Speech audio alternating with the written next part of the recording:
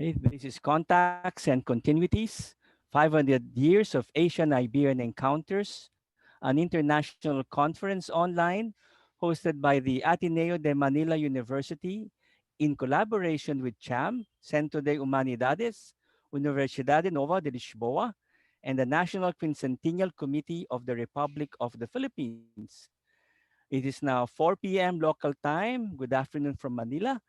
Buenos días a nuestros amigos ahí en España y en Portugal. Bom días, nuestros amigos en Portugal.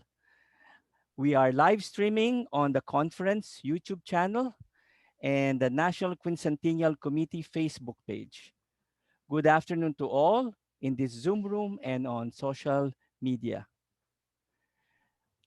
The Department of History and the Department of Fine Arts are happy to host today's event, the opening of Legacies of the Encounter in Forms of Expression, Part 4 of Contacts and Continuities, 500 Years of Asian-Iberian Encounters, a month-long conference series in 4 parts.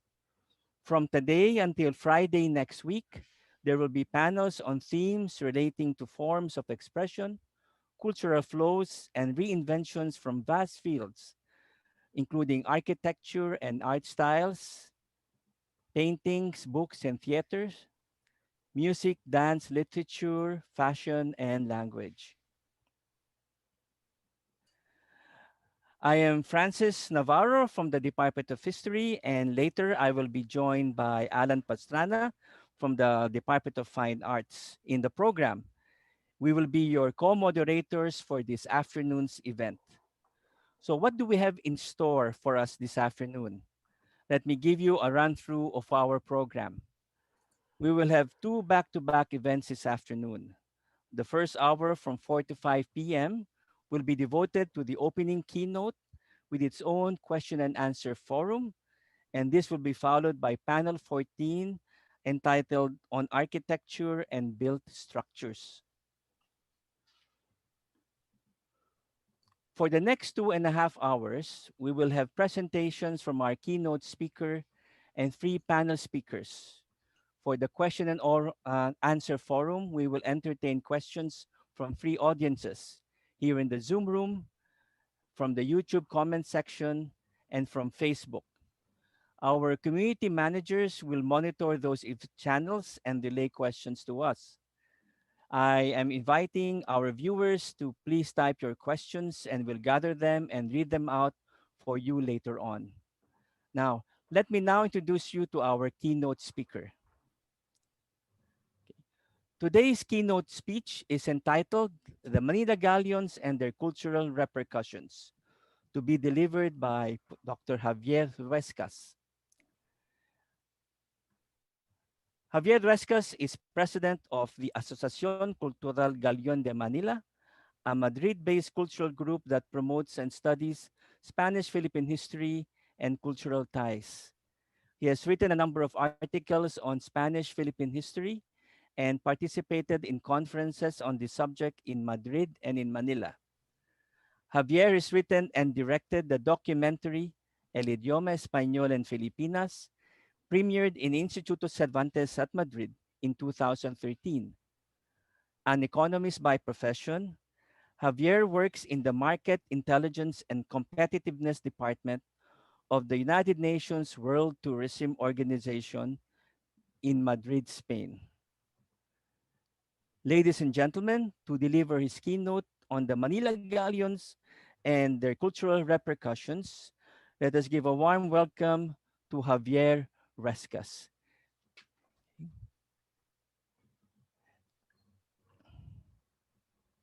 Thank you very much, Dr. Francis Navarro. Let me start by thanking the Ateneo de Manila University for organizing this very interesting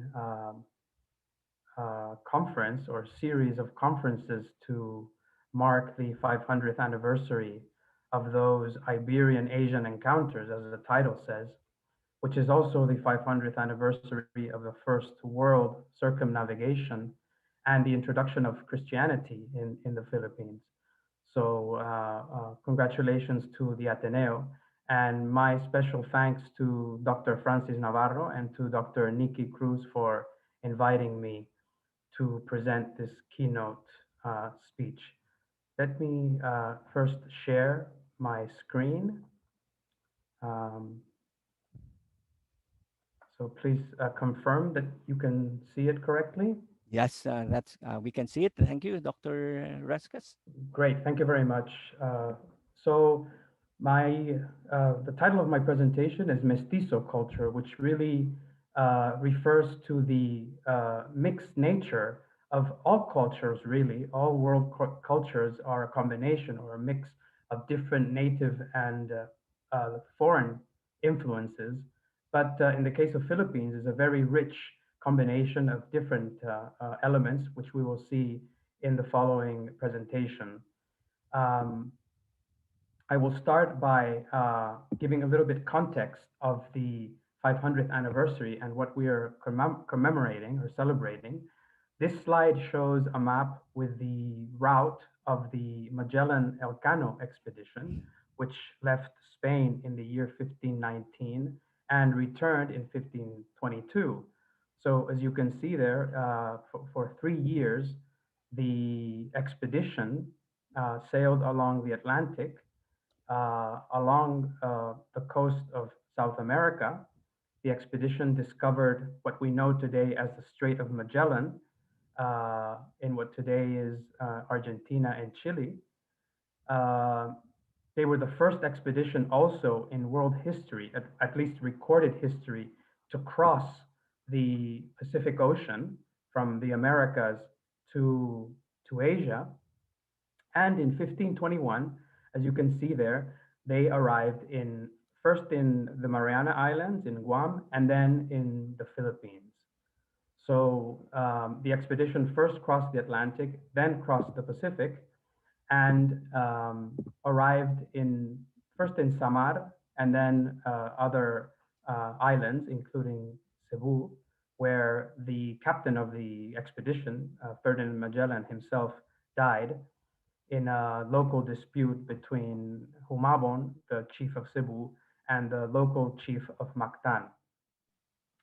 After his death, the expedition was led by Juan Sebastián Elcano, a Spanish navigator, who took command of the surviving only surviving ship, and led the expedition first to Palawan, as you can see there in the map, then to the north of Borneo, and finally to the Spice Islands, which was the original objective of the expedition, to reach the Spice Islands by sailing west, while the Portuguese reached the Spice Islands by sailing east, um, across the Indian Ocean. The Spanish did so sailing west across the Atlantic and then the Pacific. So they arrived in the Spice Islands in the middle of 1521, and they continued their voyage back to Spain across the Indian Ocean after stopping in East Timor, as you can see there in the map. So that was 1522, and then the following few months were dedicated to crossing the huge Indian Ocean. After rounding the Cape of Good Hope in southern Africa, they sailed along the coast of Africa. They stopped over in Cabo Verde, had a, um, a conflict, small conflict with the Portuguese there in Cabo Verde, and then finally returned to Spain in September 1522. So that's a little bit the context of that circumnavigation that we are now celebrating, which um, now it's 500 years of the arrival in the Philippines. The return to Spain was actually a year later. So in the year 2022, next year, we will celebrate the 500th anniversary of the completion of that expedition. The arrival in the Philippines, of course, as you know, led to the establishment of the first Spanish settlements in 1565 by Legazpi, first in Cebu, and then in 1571 in Manila.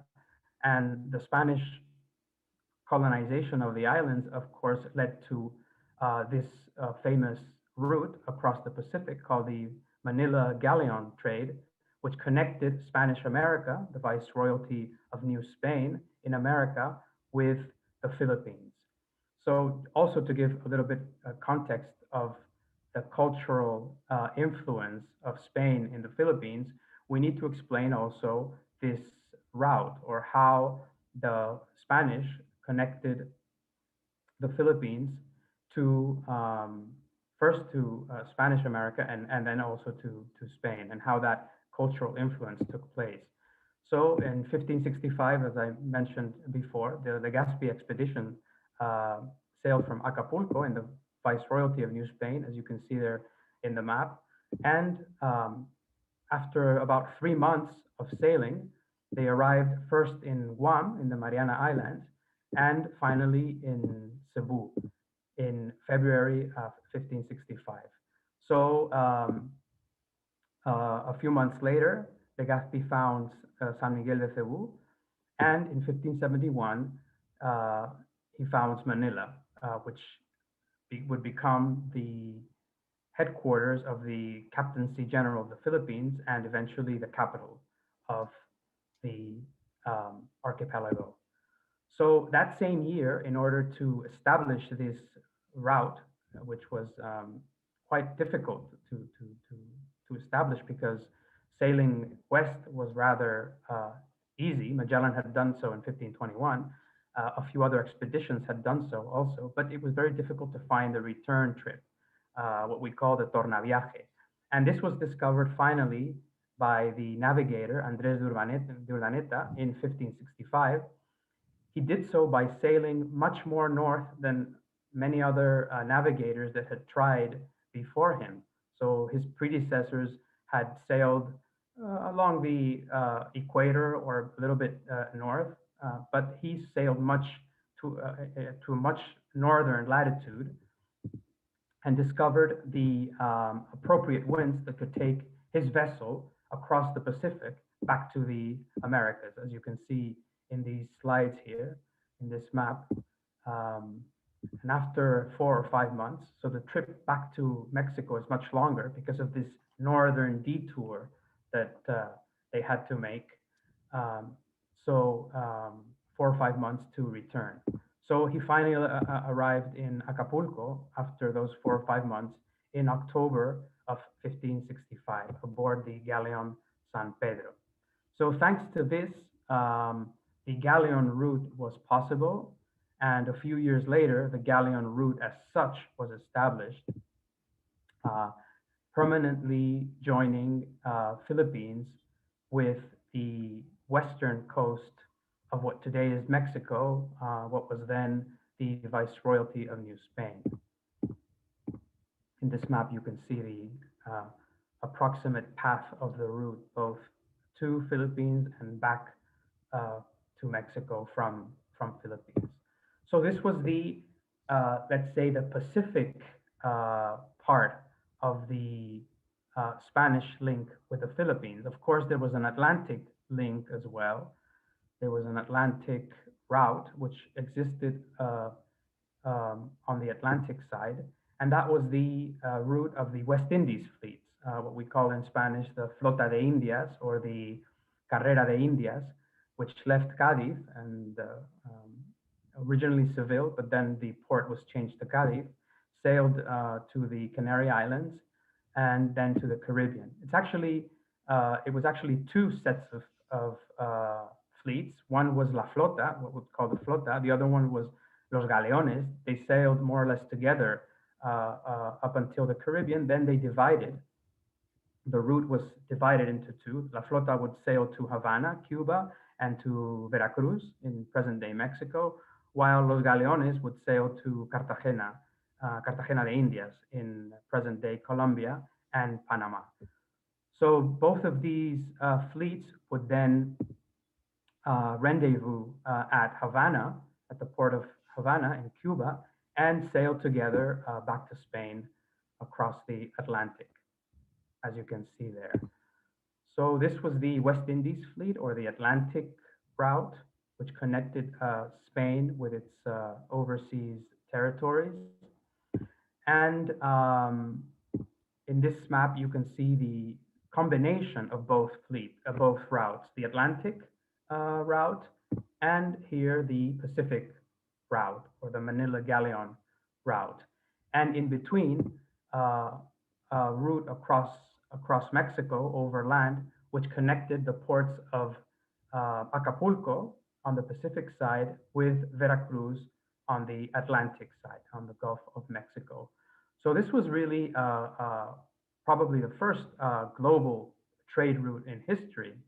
Um, it connected three continents, Europe, the Americas, and Asia, and crossed, two major world oceans, the Atlantic and the Pacific. So uh, many historians have argued that this is actually the origin of the globalization which exists today in a much larger degree, of course, because of the advances in transport and communications. But this is the origin of globalization. This is the first time that there was a global root of these characteristics controlled by a single entity, in this case by the Crown of Spain, specifically the Casa de Contratación in Seville.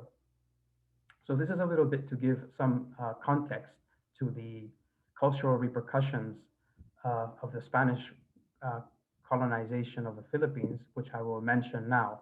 So aboard these galleon ships, aboard these galleons on the Pacific route, Spanish products were carried to the Philippines, such as these you can see here.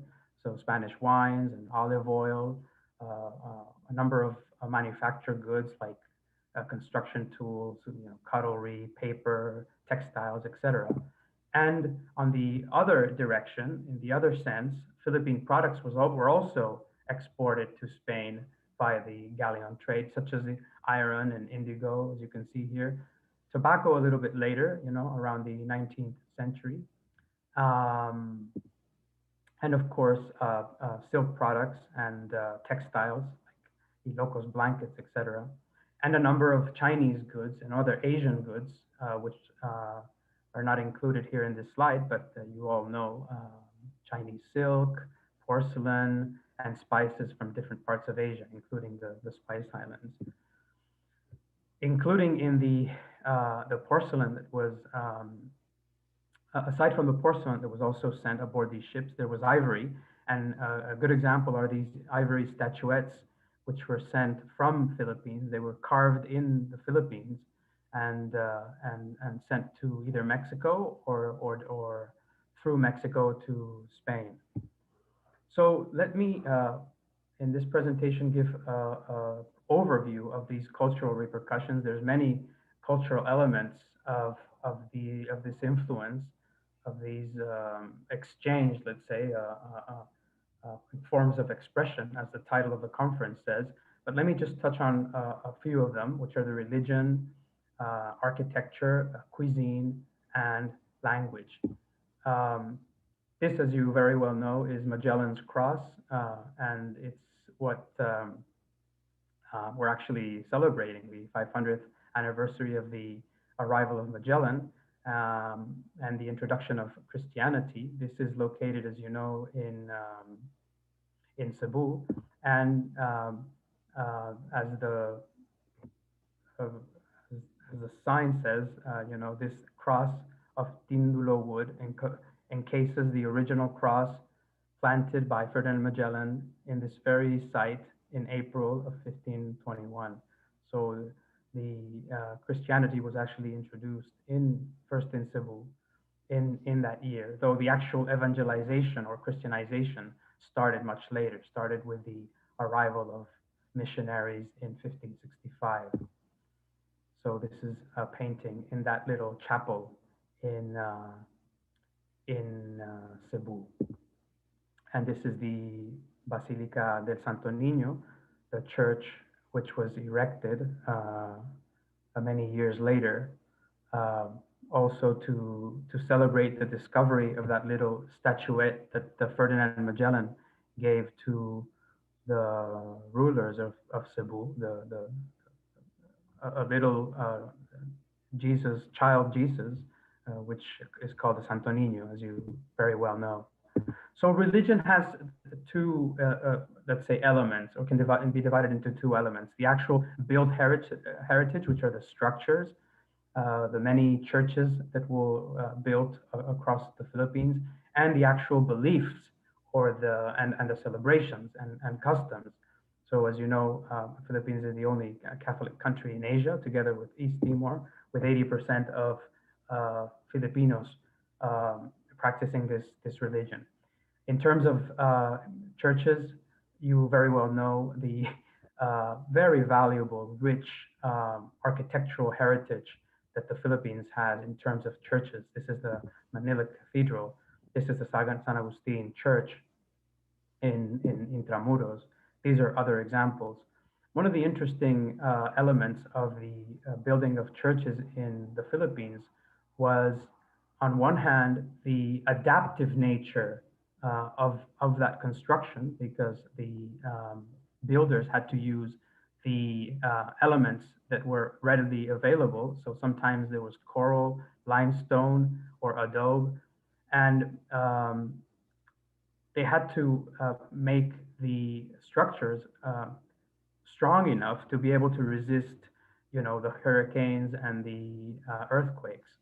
Um, so here we have some examples of, this is the Santa Maria Church in Ilocos, which has very big buttresses on the sides to hold the church together, in case of, these important earthquakes that would take place. Another interesting aspect is the bell tower, which was often built separate from the church itself.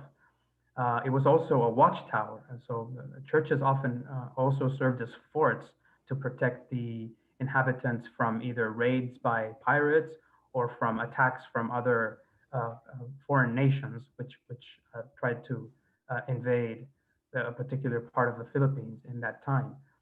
Um, After this keynote, we have three prominent experts in architecture who will explain to much more extent these aspects of the Spanish influence in Philippine architecture, specifically religious structures. But I just wanted to touch upon these interesting elements. This is a very emblematic church, the Pawai Church, located in Ilocos Norte. It's considered to be earthquake baroque, because it has large buttresses on the sides and also on the back to protect against earthquakes. And interesting, the bell tower, like other bell towers of other churches, resembles a pagoda. So here we also see not only Spanish influence, but Chinese influence. If you think of those Chinese or Japanese pagodas, this bell tower kind of reminds you of that same style or structure, which is layered. Um, the facade also here also has some Chinese elements. Here's another example of a beautiful church in Miagao, which is also a UNESCO World Heritage Site. Um, Very beautiful bas relief, or low relief in the facade, as you can see there. And this one was built with coral and limestone, as well as the usual adobe. So somebody not familiar with these structures might think, whoa, this looks more like a fort or a castle rather than a church. Well, that's exactly what it was intended to be, both a church and a fortress to defend the inhabitants from possible attacks. So here are some other examples of churches, and here an interesting example of a 19th century drawing of Binondo Church. I thought it would be interesting to show the comparison between the drawing here and a 19th century, late 19th century photograph and the modern day picture of Binondo Church. Again, with that pagoda-like bell tower. Very interesting combination of Spanish, native, Filipino, and Chinese influence. So that's religious architecture. In terms of celebrations, Of course, the introduction of Christianity by missionaries led to a wide range of religious festivals and celebrations, which you are very aware of, which are common to many other Christian countries, very common to, of course, Spain and Latin American countries like Christmas, Easter, Easter processions. So I'll just touch on two very interesting examples, which are kind of a Philippine adaptation of those processions with its own peculiarities, and probably the most famous celebrations in the Philippines, which are the Black Nazarene celebrations in Quiapo in Manila, and the Santo Niño or the Sinulog festival in Cebu. Here you see some pictures of the Black Nazarene celebrations, which draws thousands of people every year, uh, um, hordes of people trying to come up close to the image of the Black Nazarene as it advances along the street in a procession. People believe, as you very well know, in its miraculous powers, and people are eager to touch it or to even have the people on top of the image touch their towels or handkerchief on the cross, um, um, because of its healing powers or other uh, powers that are believed to lie within this image. A very interesting story also about the Black Nazarene image, which is a 16th century sculpture, which was brought from Mexico on the galleon trade in the year 1606 and has been since venerated in Manila. So here you see a close-up of the people uh, on that procession. Here's another picture from another year, and you can see the big crowds that um, gather along these processions. We have similar processions in Spain with their own local varieties in different provinces of Spain, but I can't think of one that gathers so much fervor, if I can use that word, so much passion than this example, this procession in the Philippines. Here's another close-up of Quiapo. This is part of a film that we're doing for a documentary, and this was filmed by a crew in Quiapo in 2016 or 17. I can't remember exactly. So a few years ago. And then similarly in Cebu, we have the Santo Niño procession and the Sinulog festivals. Here you can see the procession uh, taking place in the streets of Cebu in January. So also attracting thousands of people every year to venerate this image of the little baby Jesus or boy Jesus who is carried in that little glass case, as you can see there. So again, these are big similarities with religious festivals in Latin America and in Spain, which are important to highlight, which is something that was also brought on those galleons, on the Manila galleons, those customs, those beliefs, those celebrations. Here's another example. In this picture, you can see many of the people. It's a little bit small, but maybe you can see many of the people are holding their little statuettes and waving their hands. Also, as part of the Sinulog celebrations, are a set of dances that take place every year. This is the San Diego dancers, which perform this beautiful dance in front of the Basilica Santo Niño every year in Cebu. And many of the Spanish-speaking viewers that are watching this are probably surprised to see that "Viva Pete Señor," so another example of the Spanish influence. They still use that expression today in Cebu, "Viva Pete Señor," uh, which means long live the Señor Santo Niño, the baby Jesus. Here are other photographs of the celebrations. In this case, some two young, pretty Filipinas holding the statuettes of the of the Santo Niño and other dancers in line behind them. And again here, part of the festivities in Cebu. So that's religion and both the heritage and the built heritage and the celebrations. Let me touch briefly on architecture. I already have in terms of churches, but let me just explain briefly that architecture includes, of course, government buildings, forts, and other structures that were built by the Spanish, which are still part of the Philippine heritage, very important for tourism and an important part of the country's heritage. This is Fort San Pedro in Cebu, and here is Fort San Felipe in Cavite. This is actually part of a naval base in Cavite, and you can't easily access this fort if you want to visit it. You need permission from the Philippine Navy, and of course Fort Santiago in Manila, which you very well know. So these are examples of defensive structures which still stand today. And it showcases the fact that Spanish construction methods and Spanish uh, um, uh, colonization actually transformed the urban scenery of the Philippines in many ways. And fortunately, many of these structures still stand today.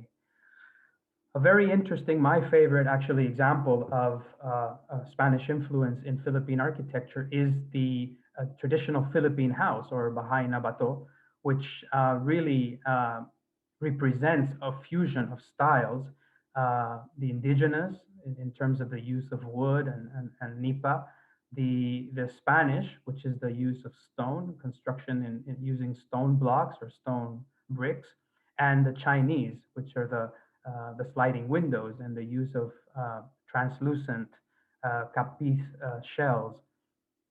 So here you have houses which blend the Spanish, the native Filipino, and the Chinese style.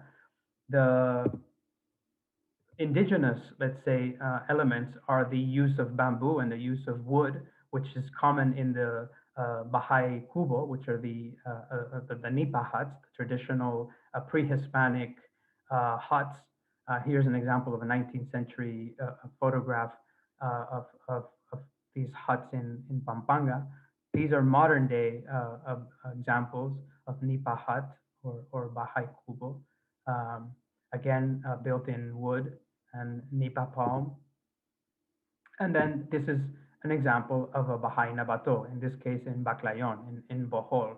So the interesting thing here is the ground floor is built in stone. So that's the Spanish element, the use of stone on the ground floor. Um, Basically, done that way to prevent the destruction of the building from earthquakes.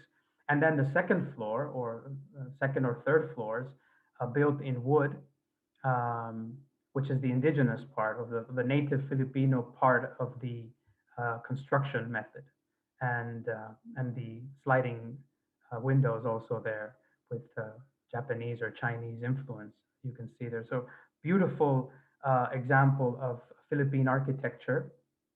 Some people I am aware refer to these houses as Spanish houses. They're not really Spanish houses. They're Philippine houses. They incorporate, of course, a Spanish element, which is the use of stone, but it's a purely Filipino structure, which blends different elements, different construction methods, and use of different materials. There's many examples across the Philippines, not just in the big cities of Manila and Cebu and Iloilo, but in many other cities like here in Bohol.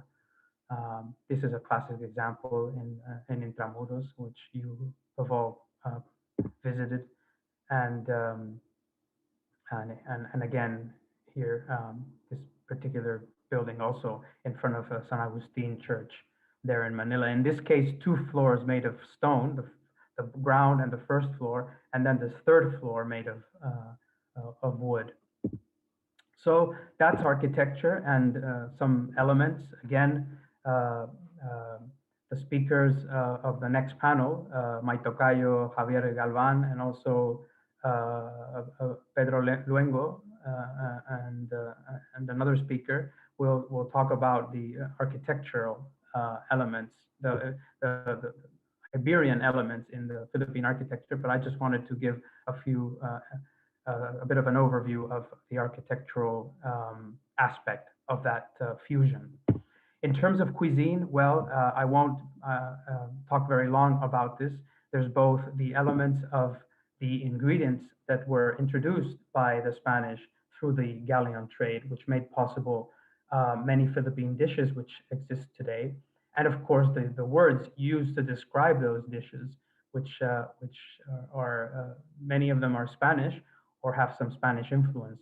These are some of the products and agricultural products which were introduced by the galleon trade. You know, the corn, the potato, the tomato, coffee, etc. And in terms of animals, the cows and the sheep were introduced in that 2.5 century long galleon trade that connected Spanish America, Mexico to be precise, with the Philippines. So this led to a number of dishes which sound very Spanish to many Spanish speakers, but which of course are Filipino and which have their specific method of cooking, and in many cases specific ingredients which are native to the Philippines. Here are some interesting examples: uh, guisado, asado, reposado, escabeche, empanada, which all of them we have in Spain, but of course the the taste and the ingredients used are slightly different. Here are some other examples: the lechon being the most one of the most famous uh, Philippine dishes, which we in Spain here call the cochinillo, and the paella itself, which in the Philippines tastes a little bit different from the Spanish one, but which is basically the same, which is basically the same dish. And in terms of sweets, a number of very interesting similarities between Spanish and Filipino sweets, like the ensaimada and the bizcocho or the polvoron. The, the polvoron, as you all know, is a Christmas sweet, which we also eat and enjoy here in Spain during the Christmas season. But our polvoron in Spain is slightly different. The taste is slightly different. And here's some other examples, which are Spanish speakers who are following this presentation will be surprised to see that these are really Philippine products, even though they have these Spanish names: barquillo, pastel, polvorón, bañadas, etc.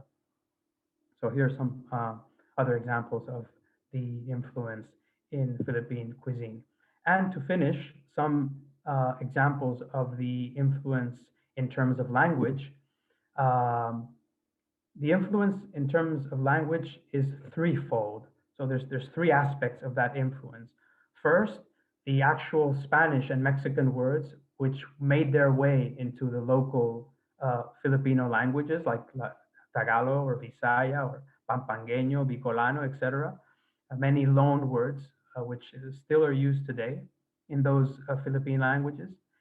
Number two, the rise of a Spanish Filipino mixed language or Creole, which is Chabacano, and then the rise of the Philippine variety of Spanish, the Espanol Filipino, which unfortunately no longer exists today or exists in a very small way. Only a very small number of people still speak it. Just like there's an Argentinian Spanish or a Mexican variety of Spanish, there was a Philippine variety of Spanish with uh, many words from Tagalog. Also, it incorporated words from Tagalog, from Mexican native languages, from Nahuatl. But unfortunately, very few people speak this Espanol Filipino nowadays. So I'll just talk about some of the words that made their way into the native Filipino languages, some of the um, loan words that are still used in Visaya and in Tagalog today. So These words, what are these words? Well, these are words of both tangible and intangible elements of Spanish European culture, which were incorporated into the Philippine languages. Tangible, well, the actual products which were introduced in the Philippines through the galleon trade, the manufactures, the tools, the cutlery, the silverware, the clothing, the actual food, fruits and vegetables that were introduced, the animals, etc. And of course, the intangible, which I've already mentioned, and which is the object of this presentation, which is the cultural elements which were introduced by the Spanish colonization, which is religion, customs, traditions, habits, celebrations, of course, arts, many forms of art, science, and different types of knowledge, music, and language itself. So here are some examples of Tagalog words of Spanish origin. Some of them might be a surprise to you. They were to me when I first came across these words many years ago. And I still think this is fascinating that many of these words are of Spanish origin. They're spelled slightly differently. Here are some examples of tools: martillo, machete, barrena, cepillo. As there's no th sound, which is spelled with a C in Spanish, pronounced like TH in English, th, of course, in the Philippines and also in Mexico and other Spanish American countries, this is pronounced s with an S. And in the case of Tagalog, it's spelled with an S, actually, literally, like cepillo, for example.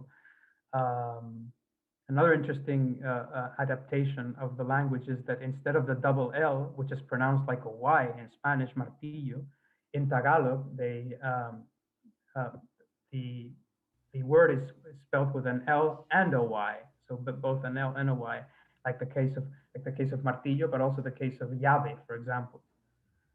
Um, Here's some other examples of furniture and utensils: cuchara, tenedor, cuchillo.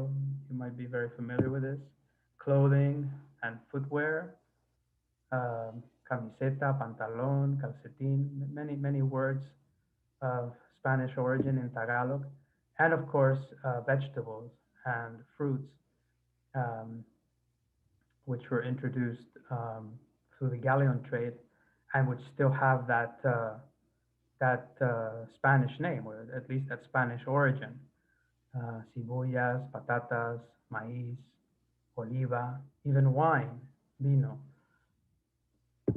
So those are the examples of Spanish words in Tagalog languages, in Tagalog and Filipino languages like Tagalog and Visaya. And then here's some quick explanation of the influence in terms of the Creole language, the Chabacano. So Chabacano, as you know, is spoken in Cavite. It used to be spoken in the Manila neighborhood of Ermita. Ermitense it used to be called. It no longer exists, but it still exists in Cavite, in Ternate, in the south of Manila, and in Zamboanga. So it's often called Caviteño, Ternateño, and Zamboangueño. Excuse me, Dr. Rescas. Yes.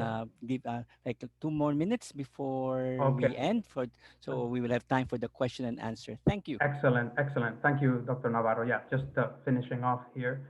And in this map, you can see the precise location where those Creole, Spanish, Philippine Creole languages are spoken, both in the south of Manila and in Zamboanga. I believe there's some Chabacano also spoken in Davao and in Cotabato in Mindanao. And here's some examples of Chabacano here. This is an arch in Cavite, so an example of Caviteño. It's actually Spanish. We say the same. We have the same expression, gracias y vaya con Dios. Um, this is an example in Ternate, so Ternateño. Ta recibí mi jotro con ustedes con todo corazón. This is located in the entrance to Ternate on a road, and it means we welcome you with all our hearts. Um, and here are some examples of some signs and posters in Zamboanga, written in Chavacano. So that pretty much ends my presentation. I've touched upon a few brief elements of Spanish influence in Philippine culture. Um, there are many other, of course. There's music and dances. There's the famous, jotas, the jota manileña, moncadeña. There's the songs like the Caprichosa and the Rigodón de Honor in terms of music. There's fashion, there's painting, and of course there's literature. There was a Spanish um, Philippine literature in Spanish up until recently. There's hardly any more writers in Spanish nowadays, but there's very important Filipino writers in Spanish, like Rizal himself, or Cecilia Apostol, or Mabini, or Claro Recto, which have left a huge amount of works written in Spanish, Filipino Spanish, which is also part of that influence. So I'll end with that.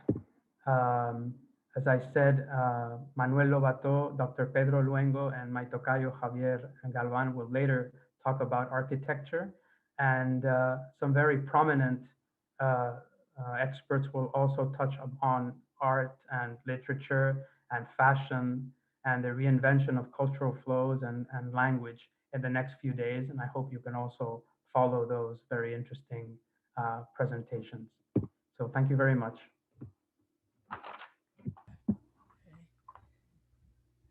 Thank you very much, Dr. Ah, okay, sorry. Okay, thank you very much, Dr. Rescas, for your presentation this afternoon. Well, even after more than 100 years of being independent from Spain, there's still so much to connect us with Spain.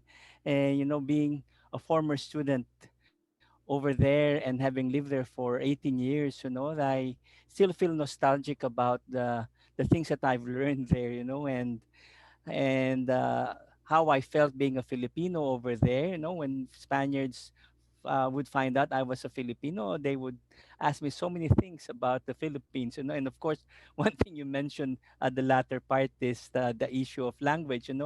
And they always say, "Oh, so do you still speak Spanish?" I said, "Well, as a language, no."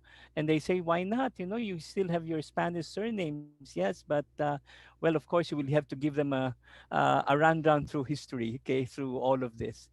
But anyway, thank you very much for reminding that although we were a colony that was too far away and sometimes even referred to as La Colonia Abandonada or the abandoned colony, there's still so Yeah. much to connect us with the mother country. But anyway, I have here a few questions. I have here some questions that were raised from social media, and one of them was, okay, being the president of the Asociación Galeón de Cultural Asociación Cultural Galeón de Manila.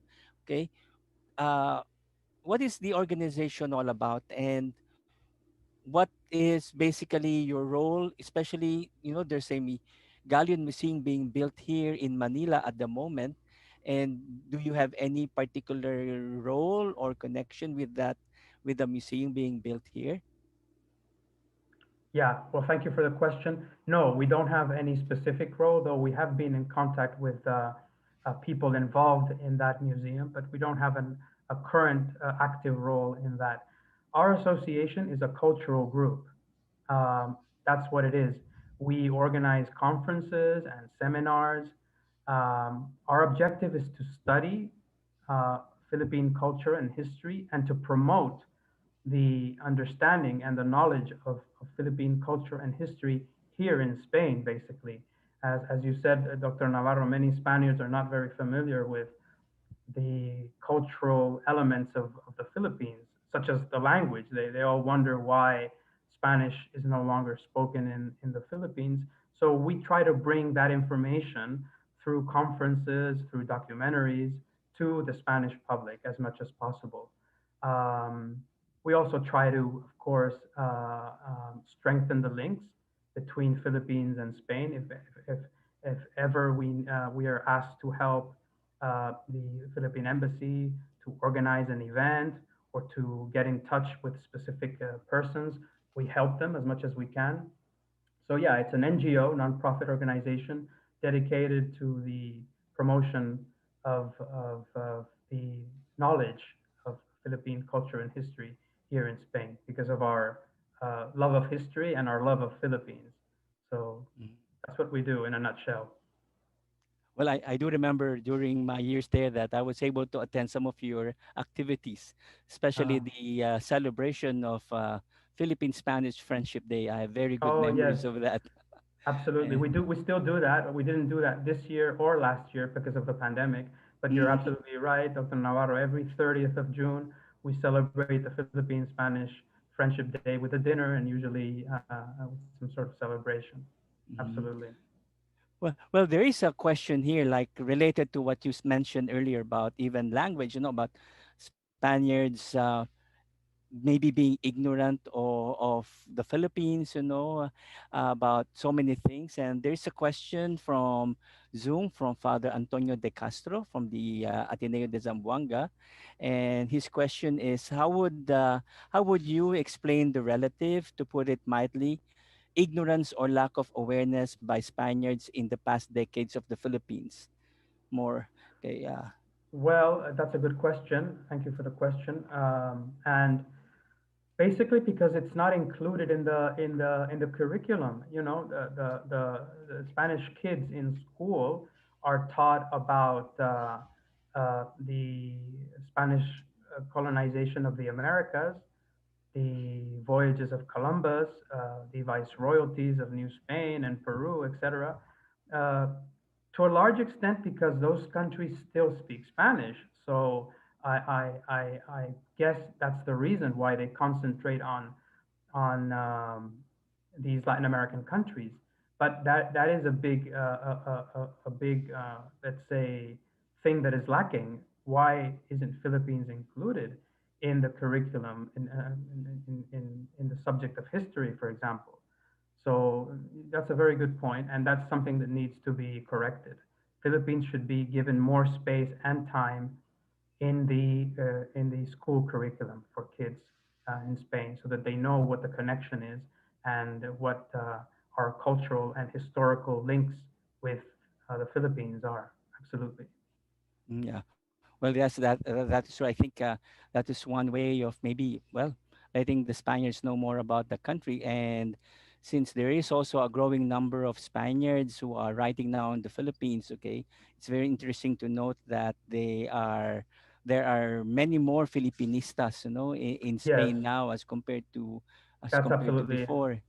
That's Mm-hmm. absolutely right, Dr. Navarro. I mean, this is changing. Fortunately, this is changing, but it's changing more at a university level.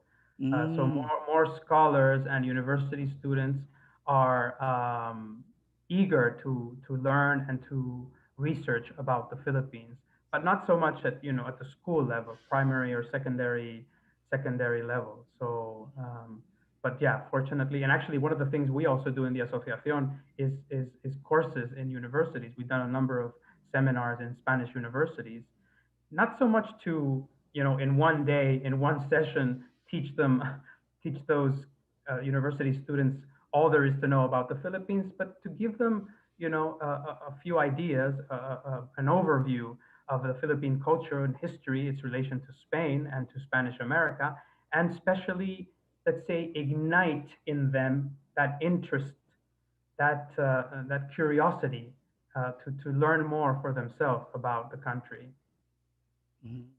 Well, there's a very interesting, comment here by Dr. Javier Galvan, which mentions Yes. that the same way about Paraguay, Honduras, Equatorial Guinea, and the Ah, yes. 21 current republics that were connected to Spain, do you think a 16-year-old boy would be interested about uh, knowing, what's it called, knowing about the culture of all the countries that once were connected to Spain? Well, is that something that is True. quite interesting?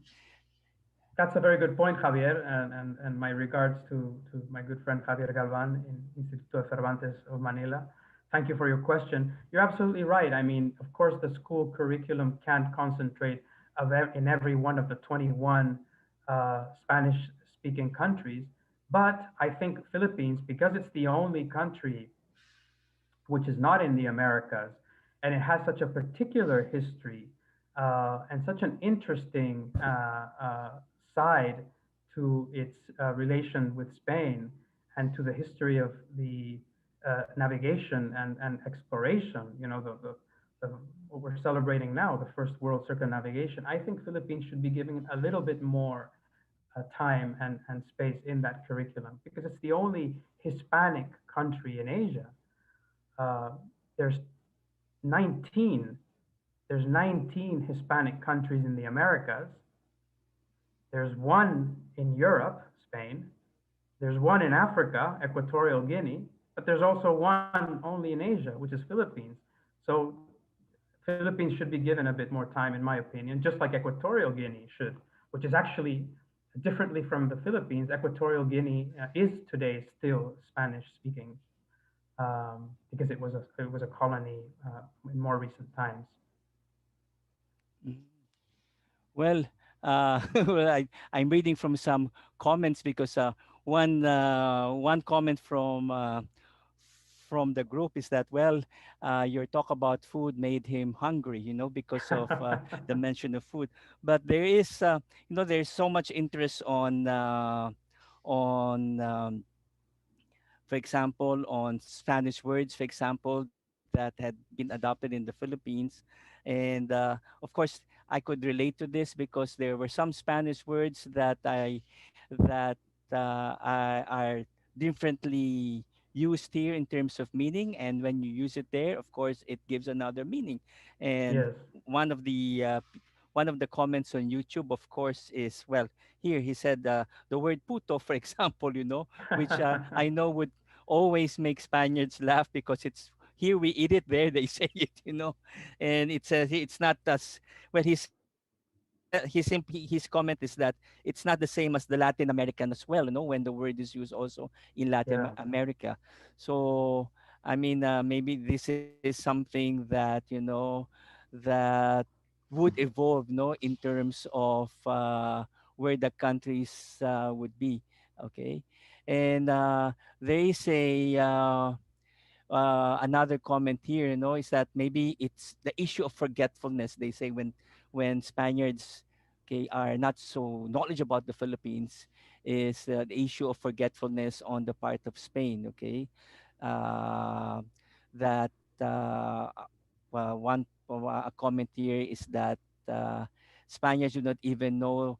Many Spaniards do not even know the origin of the word of the name the Philippines. For example. Yes. Okay, so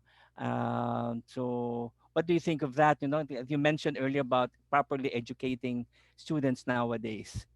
Well, it's true that absolutely that after the Philippines were ceded to the United States in the Spanish-American War in 1898, the Spanish government kind of turned away, forgot about that former territory and concentrated on its uh, then current territories, uh, which was Spanish Africa, the Equatorial Guinea, and parts of northern Africa, the Spanish protectorate of Morocco and other small enclaves, and that's probably what happened. And well, for uh, that's one of the contributing factors of the Mm-hmm. fact that the territory was kind of forgotten. It's so far away, geographically, and so. But of course, the governments, in my opinion, should have made an effort to, despite that political, the interruption of that political connection, they should have promoted the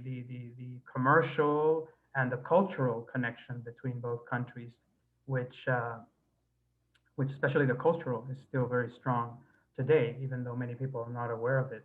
Mm-hmm. But as of today, in the 21st century, I think the main effort should be in terms of education. Yeah, you can of course promote it through other means, through the media, through television, um, through social. Thanks to social media, in fact, and the internet, many young people are more knowledgeable today than Mm-hmm. they were 20 years ago. But I think education is key, and to explain a little bit more the history of Philippines in school would help a lot. Thank you. Well, Yeah. a few more questions before we end our session. Well, there's a comment here from on in the chat room of Zoom.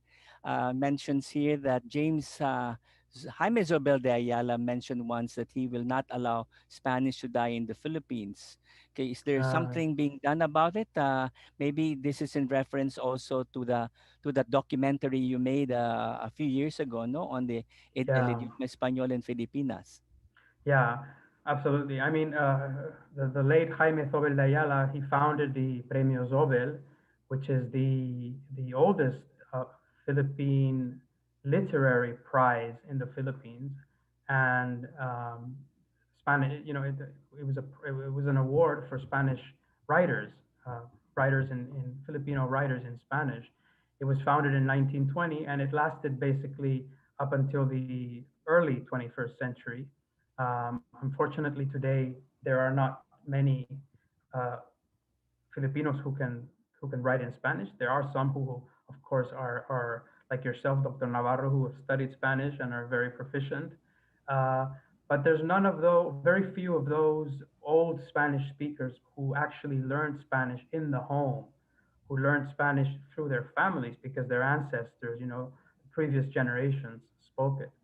So, but uh, very big and important efforts are being done by Instituto Cervantes, for example, and we have his director here, Javier Galvan, to teach Spanish to Filipinos who are wishing to learn it as a second language, as a third language. And I believe the Instituto Cervantes of Manila has one of the largest number of students of all Instituto Cervantes, not only in Asia, but in the world.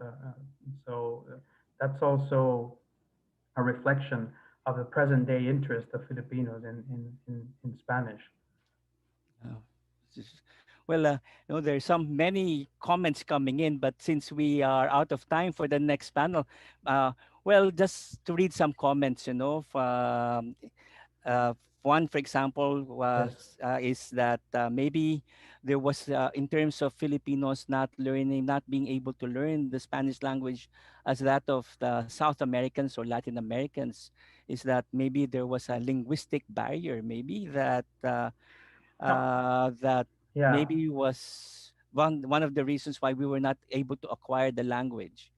Yeah, let me explain that very briefly because there's a bit of a misconception and Mm, kind of um, conflicting views which are not always accurate. Um, the Spanish government in the second half of the 19th century introduced the first public schools, not mm, only in the Philippines but in Asia. So mm, in 1863, Queen Isabella of Spain ordered the construction of schools for boys and schools for girls who taught in Spanish and who admitted anybody, regardless of race, of social status, of wealth. Anybody could go there. There were publicly funded government schools run by the towns, run by the municipalities. So from 1863 to 1898, by the turn of the century, and by the time the Philippines were ceded to the United States, there were thousands of these public schools across the islands. So by the turn of the century, in fact, there was hundreds of thousands of Filipinos who could learn, who could speak Spanish. It might come as a surprise to you, but this is one of the reasons why the whole class of ilustrados, the likes of Rizal and Cecilio Aposto and Aguinaldo, the reason why they spoke Spanish, they wrote their works in Spanish, their plays, novels, their poems, is because those public schools existed. Um, by the turn of the century, there was many Philippine newspapers written in Spanish.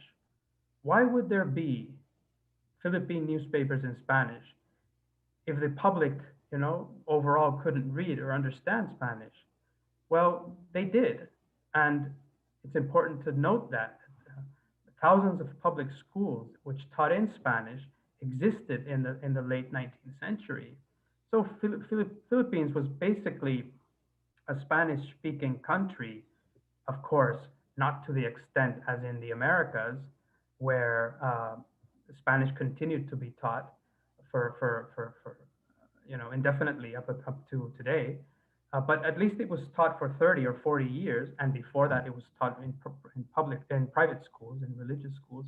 But of course, with a new colonizer, when the States took over, they changed the language, the medium of instruction in public schools from Spanish to English.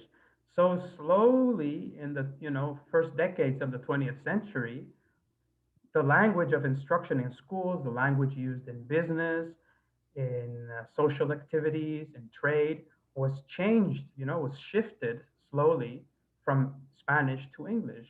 There wasn't really a barrier, if you teach children a language, no matter how big the cultural barrier, no matter how big the geographical distance, some people talk to, the great distances between Spain and the Philippines.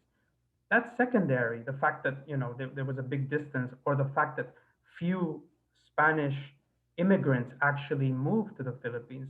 Those reasons are actually secondary.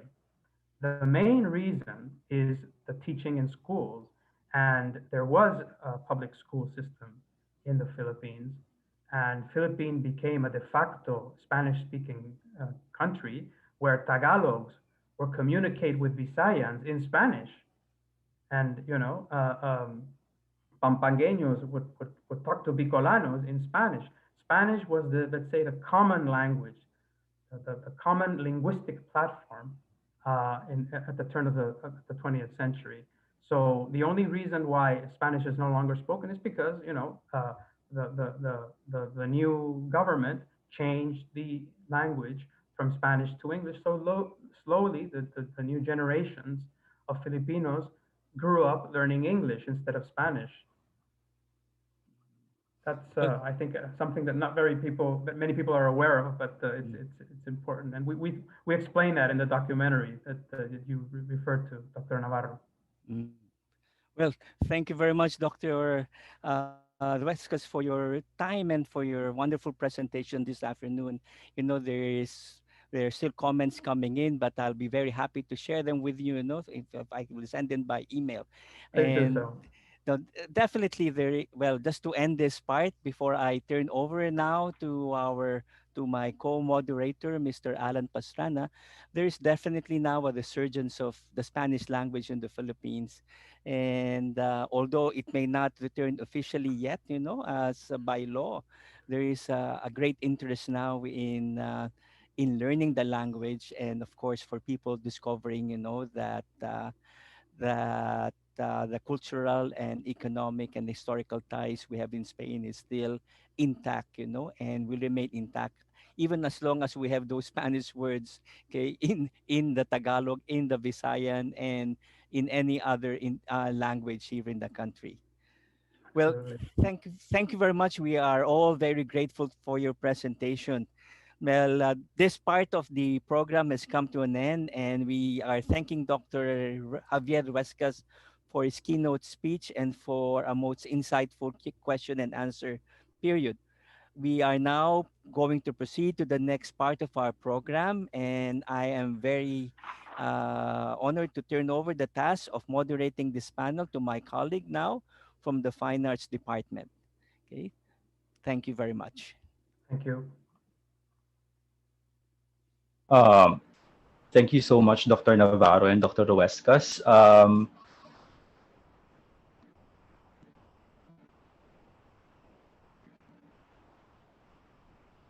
Okay, can you see my screen? Yes, we can, Alex. Okay, thank you so much. Okay,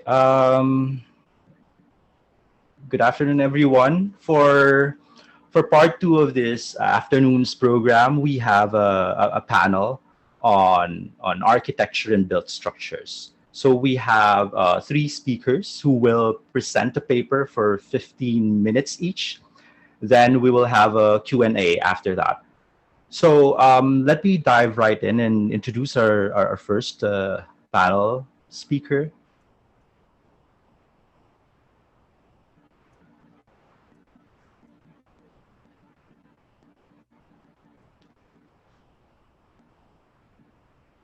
Uh,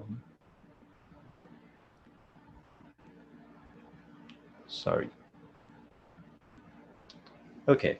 Holding a PhD in tropical sciences since 2015, Lovato is a full researcher at the Center of History, School of Arts and Humanities, University of Lisbon, where he teaches Southeast Asian studies as an undergraduate course and European and Portuguese empires as postgraduate courses. He was formerly, from 2009 to 2012, vice director of the Center of History at the Institute for Tropical Research, Lisbon, and professor of the Institute for Asian Studies at the Portuguese Catholic University. He is the author of two books on the Portuguese Empire in Southeast Asia and has published five other books and peer reviewed dossiers on East Timor colonial history. He has published more than 100 papers and book chapters on the Portuguese Empire in East Africa and in South and Southeast Asia. So let us welcome uh, Dr. Manuel Lobato, who will present his paper titled Spanish Forts in Maluku, 1606 to 1663, Identification and Military Architecture. Good day for everybody. I'm speaking from Lisbon, and I will read my paper because my English speaking is not so good as Professor Javier Huescas. I would like to say that I'm delighted to be here among you to make my presentation. So I will get to share with you my PowerPoint.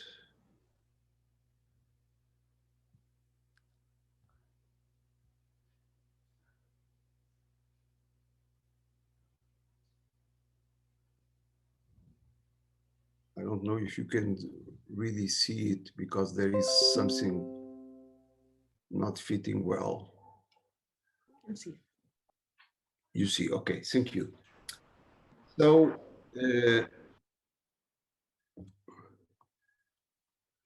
it is not an easy task for me to present the early modern Spanish forts in the northern Maluku Island of Ternate and Tidor. Oh, there is something there.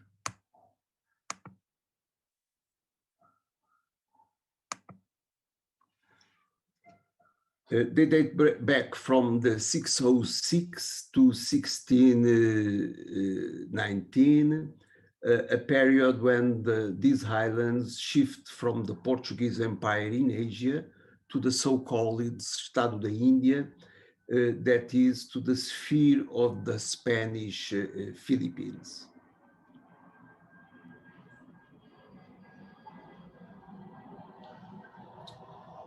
The Spaniards remained in the Maluku Islands until the 1663, so almost an half a century. This heritage is largely neglected until the late 1980s, when Spanish professor Florentino Rodal made the first attempt to identify the remaining forts and ruins. So it is. To begin with, the early Spanish bulwarks that the Spaniards tried to build in, in the Maluku Islands, I will say that the Spanish arrived there in 1527 with a fleet from Garcia Joffre de Loaiza, captained after his death by Martin Iniguez de Carquizano. And they built a sort of pier or breakwater with two bastions and abundant artillery on the island of Tidor. This structure was located at an anchorage near Soaciu. Sorry, it's over there. You can see in the picture, in the slide. and so see was the royal court of Hajja Amir, also called Amir Uddin, who ruled from 1526 to the mid 16th century. And this structure was destined to prevent raids from the Portuguese and the Ternatese forces over the Spanish and the Tidorese forces. This small fortification had a chapel or church invoking Nuestra Senora del Rosario, which is interesting because the main town in the Moluccas later on will be labeled with this same name, Nuestra Senora del Rosario. However, this earlier fortification was a short-living one. It was captured in 1529 by the Portuguese, who demolished it. And however, the same group of Spaniards surviving in the Maluku Islands in this period, they also built another structure in 1528 by led by the captain Hernando de la Torre. And this another second structure was made of stone and mud, and was also a very little fort, and it was located further north than the previous one. In 1540s, the Spaniards from the Rui Lopes de Villalobos expedition choose not to build fortifications of their own in Tidor, but encourage the local Raja to do so. Thus, in 1545, the Sultan of Tidor, Raja Amir, the same Sultan we mentioned before, built a fort of loose rock in a high place with the Spanish assistance. And it was located near the site where the same king has raised the previous fort that was being destroyed by the Portuguese in 1536. The new fort, constructed with the assistance of the Spanish soldiers, was also demolished by the Portuguese governor in 1551, and Sultan Gapi Baguna, that ruled by the end of the 16th century, rebuilt this structure, and this was still effective during the 17th century. Despite the Spanish efforts to settle permanently in the Moluccas, the first European colonists to build forts in the Malay archipelago and to visit the Philippines area were the Portuguese. They settled in Ternate in 1512 and started building the fort of São João Batista, St. John the Baptist, 10 years later, just a few months after the ships of the fleet Magellan del Cano set sail away from these islands. The fort was totally ruined during the 5-year siege imposed by Sultan Babullah, who seized it in 1575. So we still can see some remains of this fort still today. According to many testimonies, Sultan Babullah profoundly altered the outlines of the Portuguese fortification, transforming it into a remarkable military compound. These are two slides from Dutch illustrations of the early 17th century. And this military compound was surrounded by a digging hole and a stone wall incorporating the previous Portuguese and Muslim settlements. And Sultan convert this way this compound into a single and almost invulnerable intramuros citadel, which the local people named Gamalama, which means literally the great place or the big town. And it's a term assigned to various sites scattered through the Ternate Island, places that served as royal residences. All the previous royal residence and later royal residence internat are called Gamalama or Gamalamu. There are several spellings. Uh, Within this complex remained the whole Portuguese fortress, the one that we see the remains previously.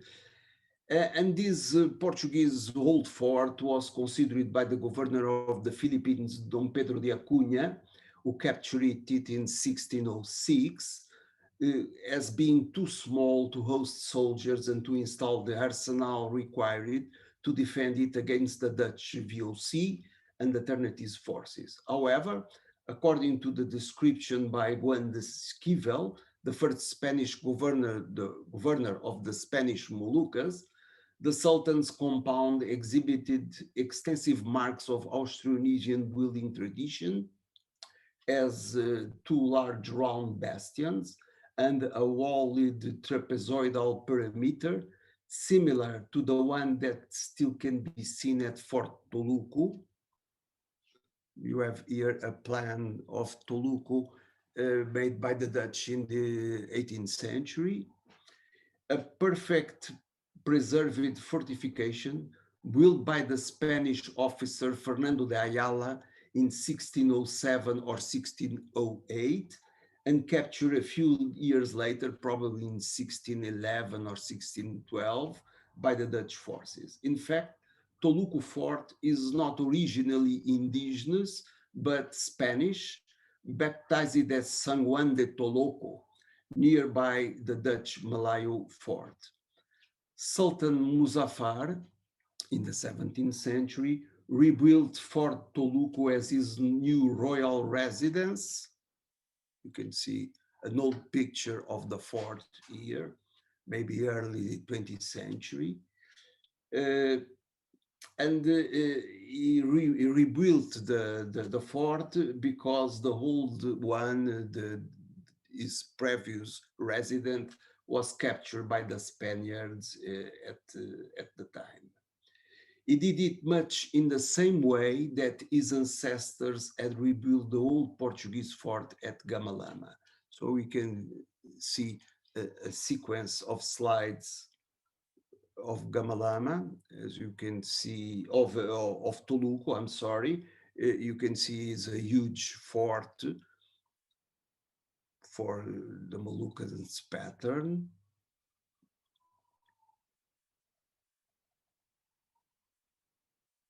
Okay. Anyway, the main Spanish fortification in the entire Moluccan archipelago was based upon the whole Portuguese fort, the one that was rebuilt by Sultan Babullah after 1575 and captured in 1606 by the governor of the Philippines, Dom Pedro de Acunha, as I mentioned previously. Due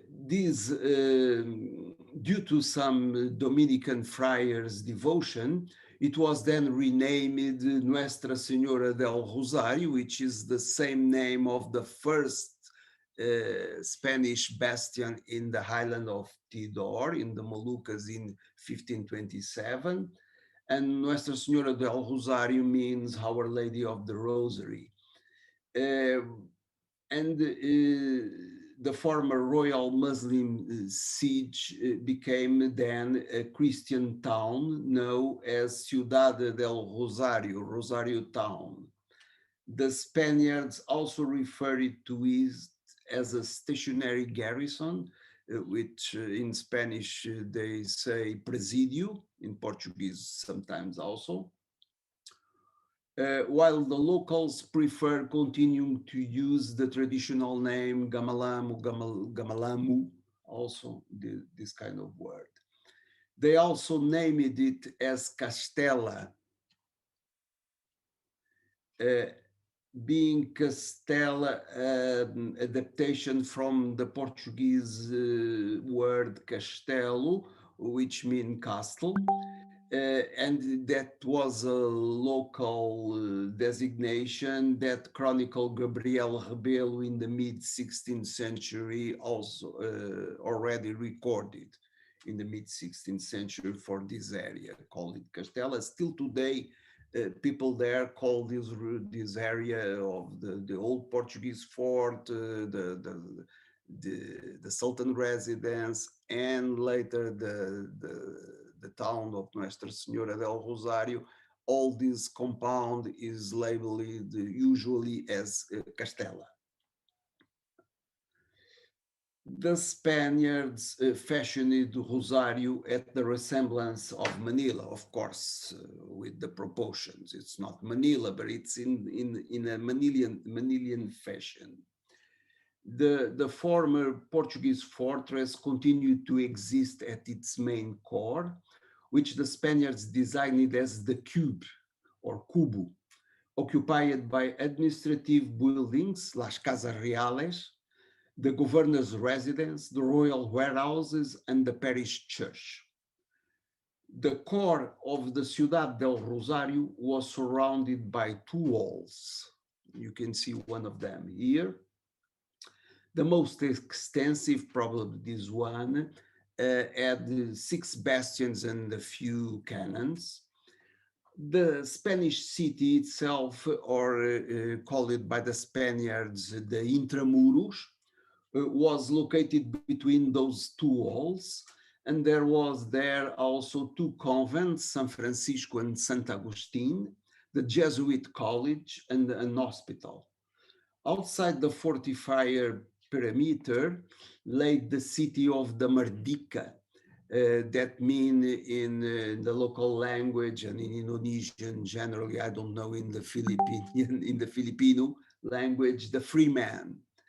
And those free men were mostly Portuguese, Asian, Christian mestizos. They are biological mestizos and sometimes only culturally mestizos, are natives converted to the Christian faith. And so they are called the Merdeka, the free men, because they claim to have an origin that was not to be never subject of the Sultan, of the royal authority there. There was there also a Chinese kampung or Chinatown, the barracks for the Spanish infantry, and the Filipino Papanga militia companies. The Spaniards used a lot of Filipino troops here in the Moluccas, and we will find in the 17th century even some of these Filipinos as making his life further south in the Portuguese Timor in the 17th century. This new arrangement was completed by 1619, and at that time 2,000 souls lived in town. So you can see it is a huge space, intramuros and extramuros. The present state of disrepair of the fortress is partially due to the demolition of the fortified compound site in 1663 by the last Spanish governor Francisco de Atienza, who followed orders of the governor of the Philippines, Manrique de Lara.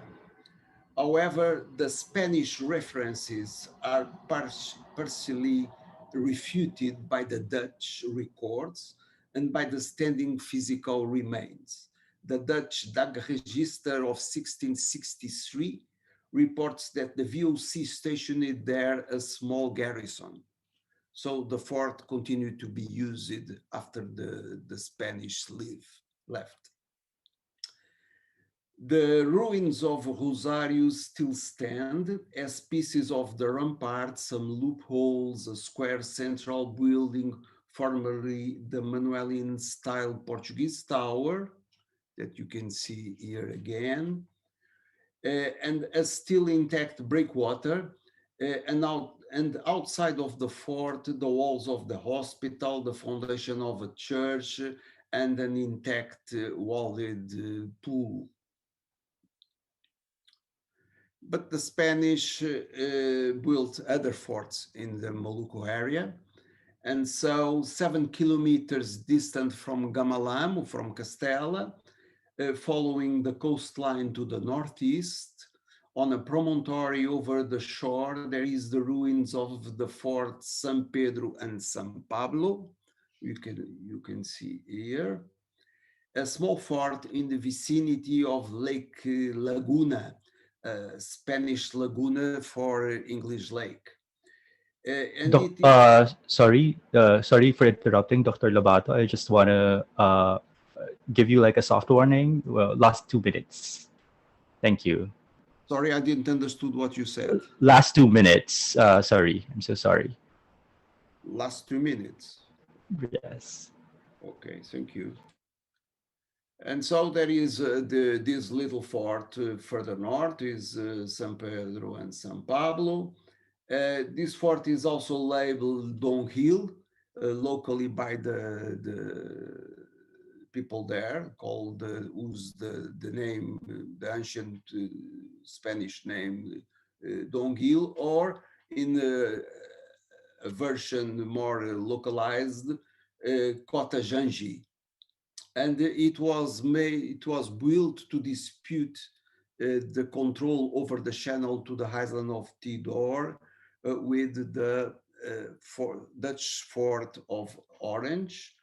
And that channel was a strategic food lane supplying the Ciudad del Rosario. So you can see a plant of the fort. So I don't have the time to go through other forts because I'm not allowed to do it. But there are a lot of other forts which you can see in this slide briefly. Most of them are located not in the Ternate Island, but in Tidor.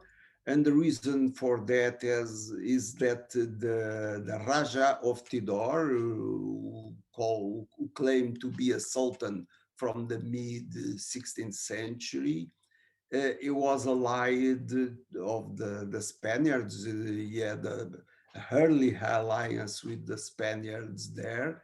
And so the power for the Spaniards resist the Dutch in this area came in mostly from the Raja of Tidor. And in Ternate, the Spanish position were encircled and sieged by the Dutch, and was a very difficult scenario for the Spaniards in Ternate. But Tidor was almost controlled by the Spaniards. The Dutch had only one fort there. And so the Spaniards built in Tidor some 10 or 11 forts. It's not easy to say, but there is also other Spanish forts outside Ternate and Tidor in the main highland nearby Almaera, especially in the northern part of the highland. There is also some one or two forts, one of them from Portuguese origin that the Spaniards reconverted in a Spanish fortification there. There was in northern Almaera also a huge number of Christian people dating back from the time of the Portuguese presence there. And so there is scattered throughout the northern Maluku Islands a few Spanish forts. To concluding, I would like to say that some of these forts are made up in mixed techniques from European and local constructors. And so some of them have the appearance of forts not so different of other forts built by local rulers from the Moluccas to the Timor area further south. And we can see, well, I have no time to show you the slides, but it's easy to compare these types of construction and see that the techniques of constructing were a mixed one. Thank you very much. Thank you so much, Dr. Lobato, for that presentation. um, that is truly a significant contribution to the imaginary, so to speak, of concerning Spanish fortifications in various places, since it touched on an area that's possibly rarely accounted for, given the focus of most sources on fortifications that are established in urban or more affluent areas. I'm sure our audience and participants can't wait to engage with you on some of the ideas you raised. So uh, you'll join us later. For our next speaker, um, we have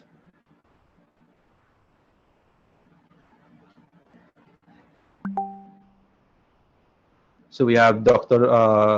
Paulo Luengo. Pedro Luengo. Pedro Luengo. Um, okay. Uh, Pedro Luengo is presently Associate Professor of the History of Art Department in the Universidad de Sevilla. He received his PhD in History of Art from this institution with his work Intramuros, Arquitectura in Manila, 1739 to 1788. He has been a visiting academic at different international institutions such as San Agustin Museum in Manila, Instituto de Investigaciones Estéticas in Mexico, European University Institute in Florence, King's College London, Oxford University, and Sapienza Università de Roma. He has taken part in several international research projects, being the principal investigator of one on Shangdu buildings in the Yanmingyuan Garden in Beijing, and one on the architecture of power during the 18th century.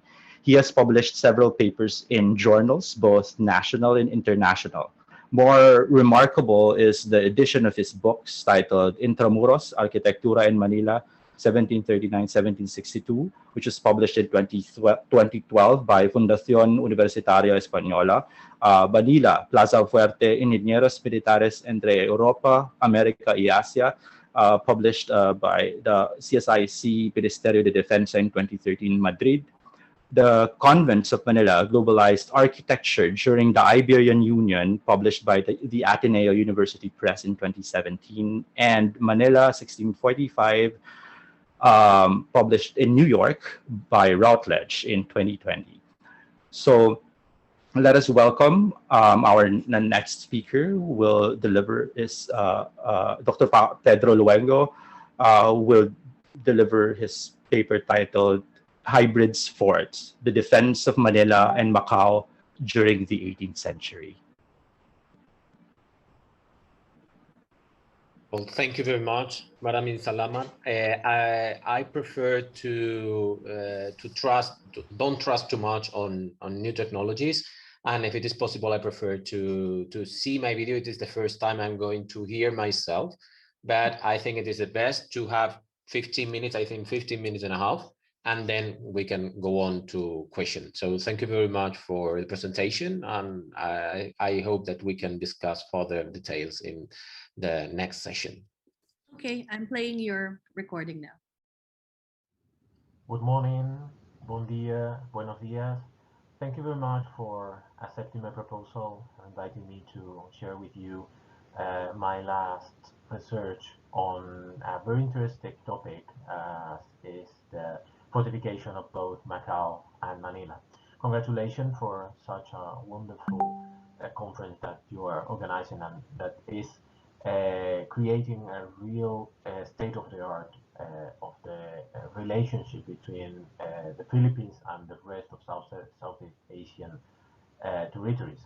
I have titled my presentation Hybrid Forts, the Defense of Manila and Macau during the 18th century, although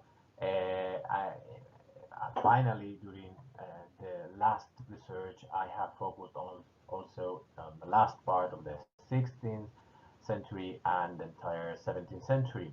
And what I want to show here is that these two cases are not the last echelons, the last chapter of European expansion histories. In the case of Macau, the last chapter of the Estado de India fortification or defense system, and in in the case of Manila, of this Spanish or American empire, but something closely linked with local techniques and with local fortification systems. So there is a deep cultural dialogue, technical dialogue among different cultures and people and technicians, not only European. And this is what I'm trying to show here. Well, I can imagine that at this moment everyone knows about the importance of Macau and Manila and the relationship between these two port cities, apart from the rest of Southeast Asian territories. And the first image that we have to understand this problem is this bird's eye of Manila that has been discussed many times, but the fortification have not. And it is curious how these towers at the corners have nothing to do with the European tradition and nothing to do with the local tradition also.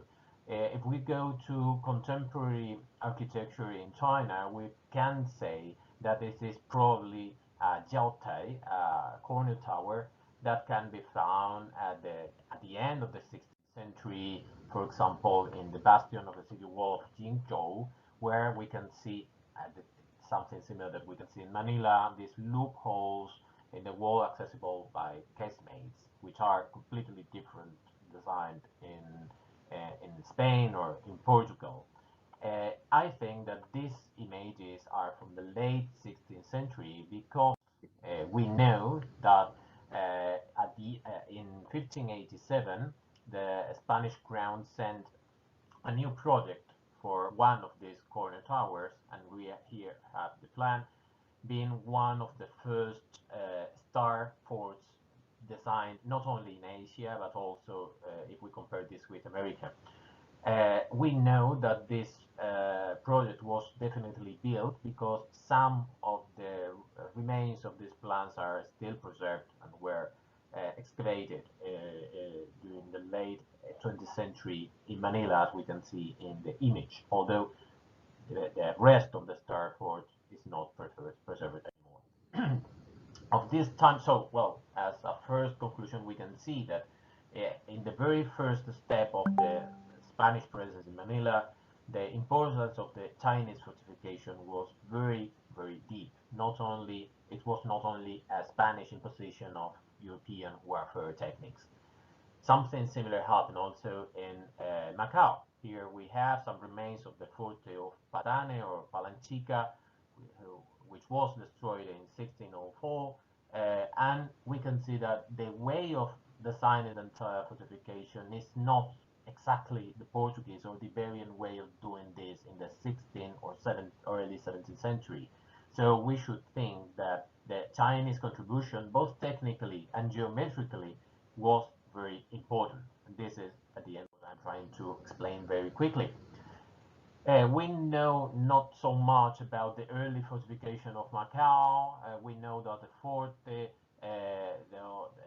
St. Paul, the main fort was probably built on some walls, but not too much, as we can see in this Planta de Macau of the early 16th century. The first fortification that we know more or less and we have dated is the Monte fort, Fortaleza do Monte, where we can see again a star fort, but not geometrically perfect, but irregular. This can be explained as a problem of accepting the pure European techniques, or at the same time a cultural dialogue with the needs, the requirements of local warfare and local artisans. In fact, what we have is a very complex building, which is not an European fort in many cases. For example, the wall design has nothing to do with the Italian theory. The geometrical disposition of the bastion is not the original one, and many details are closely linked with the Chinese fortification system of the Ming dynasty. we can see, for example, these solutions are far from the European way of dealing with this problem, both technically in the building techniques or in the geometrical warfare solution. But another aspect that can we think let us think that this is part of a very deep cultural dialogue is the impact of these images of these buildings in the Chinese contemporary treatises of warfare. For example, this is a figure from Shou Wei Xuan Qu, an early 17th century treatise where we can see that there is a translation, visual translation of the Fortaleza do Monte of Macau transferred into a Chinese treatise with many other figures about European warfare. For example, we have here a reinterpretation of the bastions, which is this bastion is not European at all, but it is a reinterpretation in the Chinese manner. And again, this sort of wall, which is close to some rare European solution that immediately appear also in Macau. For example, we can see this part of the wall against the Chinese settlement in Macau. Uh, After this first stage, this first phase, where the Chinese and the European created a very fluid dialogue on fortification, because this is not a problem also only of building. It is a problem of how we deal with the defense in general. For this reason, fortification is usually not an imposition, but something much more interesting in terms of cultural dialogue. During the 17th century, the dialogue is much clearer because the usual way of dealing with military architecture was in Europe was not useful, plenty useful in Asia. But at the same time, the European powers, the presence of the European powers there was much more evident. Dutch challenge was a problem both in Manila and in Macau. We know attacks, Dutch attacks for both cities. For this reason, both Macau and Manila decide to control, on the one hand, the Chinese challenge, we can say, with walls in a very ASEAN manner, facing the hinterland, and worried about naval attacks, mainly European ones, um, building little structure along the coast.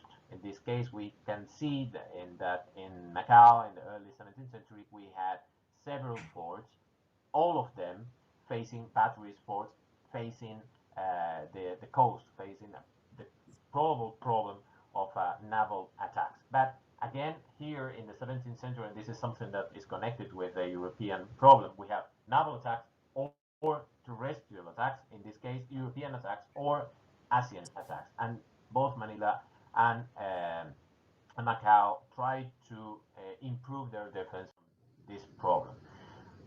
This is the development of Macau during the 17th century, better known than the Manila case, and we have several well-known images of the city and its defenses. For example, how is the development of this star fort, which is not so regular, and the development of this wall, this fort, which is a bit later, and several forts in the coast.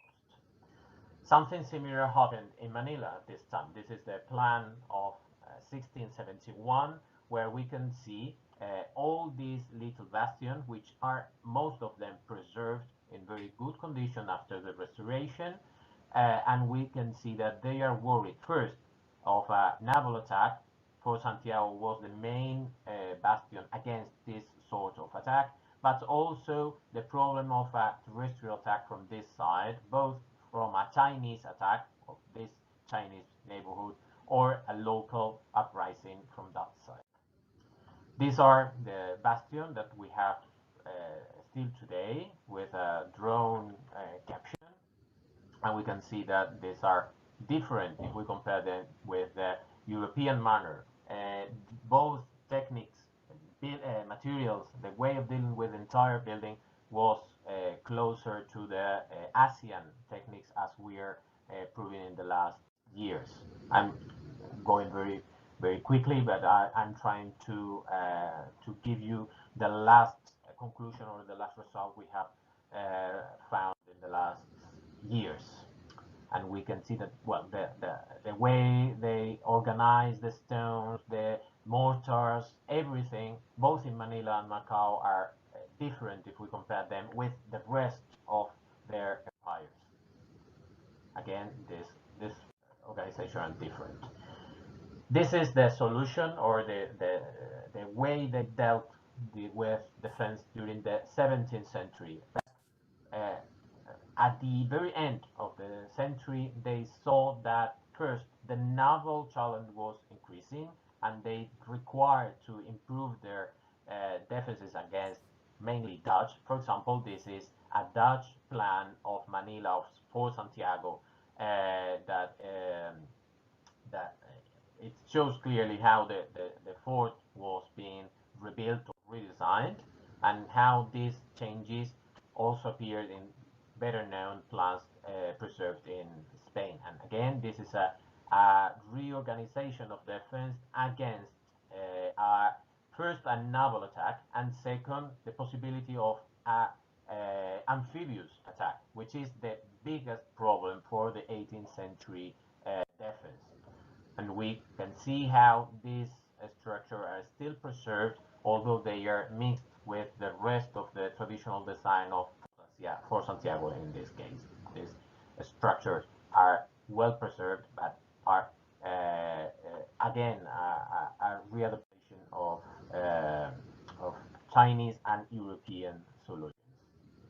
During the 18th century, as I have said, the problem, mainly the biggest problem, was the amphibious attack, an hybrid attack between a naval and terrestrial attack, a multi-flanked attack, which would be very difficult to face. And this was the problem during the British attack on Manila in the second half of the 18th century, because they had this a naval and a terrestrial attack from this side, as this plan shows. So the city was not prepared for 18th century challenges, and this was the reason why this city was conquered by the British troops. And something similar happened in Macau. We are taking advantage of the geographical profile of the city, which is something typical from 18th century fortification, and this finally readapted the original fortification design of the city. This clearly changed during the 19th century, when these cities, mainly Manila, grew, conquering the rest of the provinces, and they require a completely different organization of defense. Sorry for this very quick presentation, but I hope that you have understand something, and maybe we can discuss in detail some of these aspects, if you are interested in any, during the question. Thank you very much. Okay. Thank you, Dr. Luengo. We just heard the recorded presentation of Dr. Pedro Luengo, and we'll have him later for the Q&A.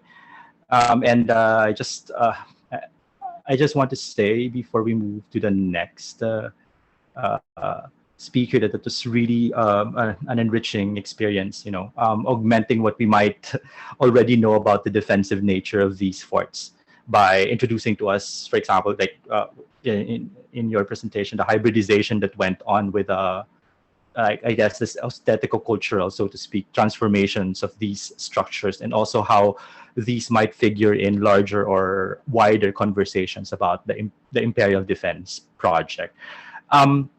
Okay, so let me share my screen for the next for the last speaker, right? For the last speaker. So, okay. Um,